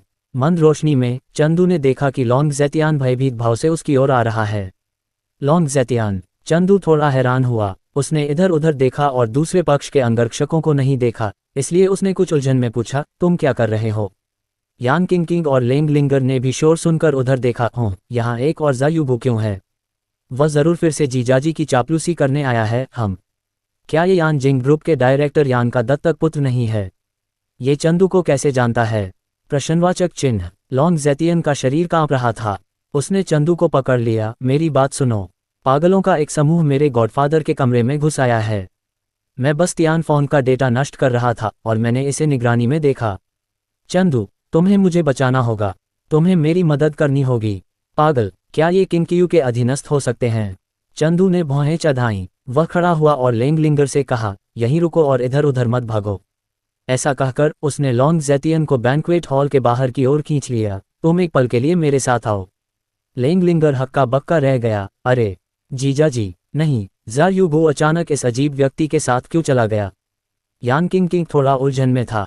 ये लॉन्ग ज़ेतियन किस बारे में बात कर रहा था? कौन से पागल, कौन उसे बचा रहा था? उसी समय यान वांग हॉल के हॉल मास्टर यान हुआंग की तरफ। ये पहले से ही एक त्रासदी का दृश्य था। यान हुआंग की पुतलियां लगातार सिकुड़ रही थीं। वह विश्वास से अपने सामने के दृश्य को देख रहा था। एक क्षण पहले वह अभी भी सोच रहा था कि मंच पर जाकर क्या कहेगा, लेकिन अगले ही क्षण उसके कानों में मांस के फटने की आवाज़ें गूंजने लगीं। उसने कोई प्रतिक्रिया नहीं दी, शायद इसलिए कि उसका मन व्यस्त था, या शायद उसकी उम्र और चोटों के कारण उसका शरीर उसके विचारों के साथ तालमेल नहीं बिठा पा रहा था। खून की गंध पूरे क्षेत्र में फैल गई। उसे लगा जैसे उसे वह पुराना दृश्य फिर से याद आ गया हो। नहीं कहना चाहिए, उसके सामने ये दृश्य, या यूं कहें कि उसके सामने ये लोग, किसी तरह उस समय के लोगों के समूह के साथ असीम रूप से ओवरलैप हो गए। उसने घबराहट में निगल लिया। उसके शरीर के पुराने घाव फिर से धड़कने लगे। इस क्षण वह विरोध करने की इच्छा भी नहीं जुटा पा रहा था। यान हुआंग ने अपने कमरे में मौजूद लोगों को, जो सभी एक समान रूप से उस परिचित काले परिधान में थे, भयभीत होकर देखा। तुम नाइट ऑर्गेनाइजेशन हो? इस समय यान हुआंग मानो भूल गया था कि अगर वह विरोध करे तो वह अभी भी grand master early stage peak की शक्ति का प्रदर्शन कर सकता है। बहुत दिनों बाद मिले यान वांग हॉल के हॉल मास्टर, और तभी कमरे में एक ठंडी आवाज गूंजी। एक पल में वहां मौजूद सभी लोगों की आंखों में सम्मान और उत्साह दिखाई दिया। वे दोनों तरफ खड़े थे, बीच में एक दाव बना रहे थे जो मानो आगमन के लिए खुला छोड़ा गया हो। यान हुआंग अपनी कुर्सी पर बैठा था। उसका चेहरा खुले रास्ते को देखते हुए भय से भर गया था। ये दृश्य कितना मिलता जुलता। उस समय का वह अस्तित्व भी उन सभी के सामने इसी रूप में प्रकट हुआ। अगले ही पल परछाई से एक आकृति उभरी। उसने काला लबादा और काला घूंघट पहना हुआ था, उसके लंबे बाल झरने की तरह झर रहे थे और हल्की ठंड ने उसे घेर लिया था। लेन किंगकियू ने शांति से कमरे के हर कोने का जायजा लिया, उसकी गहरी हरी आंखें ठंडी और तीखी थीं। ये पुष्टि करने के बाद कि अब कोई जीवित नहीं बचा है, उसने यान हुआन की ओर देखा। उसकी उपस्थिति ने यान हुआन को भारी दबाव का एहसास कराया, उसने आर्मरेस्ट को कसकर पकड़ लिया। लेन किंगकियू की आवाज़ दिल को झकझोर देने वाली थी, मानो किसी के दिल में बर्फ चुभ रही हो। यान हुआन, तुम बहुत जी चुके हो, अब उस समय जो हुआ उसकी कीमत चुकाने का समय आ गया है। उस समय क्या हुआ था? यान हुआन की पुतलियां सिकुड़ गईं। जिस क्षण लेन किंगकियू ने अपना घूंघट हटाया, उसी क्षण उसने उसकी आंखें देखीं। वह स्तब्ध रह गया, उसने अपनी भावनाओं पर नियंत्रण खो दिया। अविश्वास से लेन किंगकियू की ओर इशारा करते हुए, लेन किंगकियू, रात का संगठन, तुमने वह खंजर इस्तेमाल किया, तुम पागल हो, तुम पागल हो। जैसे ही शब्द निकले, उफ, यान हुआन का जबड़ा उखड़ गया था और उसकी दोनों भुजाएं 2 हड्डियों के कांटों से आर्मरेस्ट में घुस गई थीं। जैसा कि आप देख सकते हैं, मैं नर्क से रेंग कर बाहर आया हूं। लेन किंगकियू शालीनता से आगे बढ़ी, दूसरे पक्ष की ओर देखते हुए, और बोली, बताओ, तुमने उस समय हमारे लेंग परिवार का कत्लेआम क्यों किया था? यान हुआन घबरा गया, लेकिन जबड़ा उखड़ जाने के कारण वह बोल नहीं सका। लेन किंगकियू ने हल्की सी आह भरी, मानो वह असहाय हो।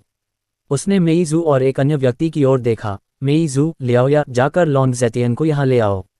लॉन्गज़ेटियन में एक विशेष ट्रू क्यूई है और उस ट्रू क्यूई की जीवन शक्ति अविश्वसनीय रूप से प्रबल है। केवल वह जीवन ट्रू क्यूई ही अपनी क्षमताओं का प्रकटीकरण न्यूनतम संभव व्यय में पूरा कर सकती है, और तभी यान हुआन का कुत्ते जैसा जीवन, एक टिमटिमाती मोमबत्ती की तरह, सुरक्षित रह सकता है। उसे विश्वास नहीं था कि यान हुआन ने इस अवस्था में जो कहा वह सच होगा, केवल उसकी कठपुतली बनकर ही सत्य की अखंडता सुनिश्चित की जा सकती थी। और जैसे ही यान हुआन ने लॉन्गज़ेटियन के शरीर में सच्ची क्यूई के बारे में सुना, उसका दिल और भी घबरा गया और उसका शरीर संघर्ष करने लगा।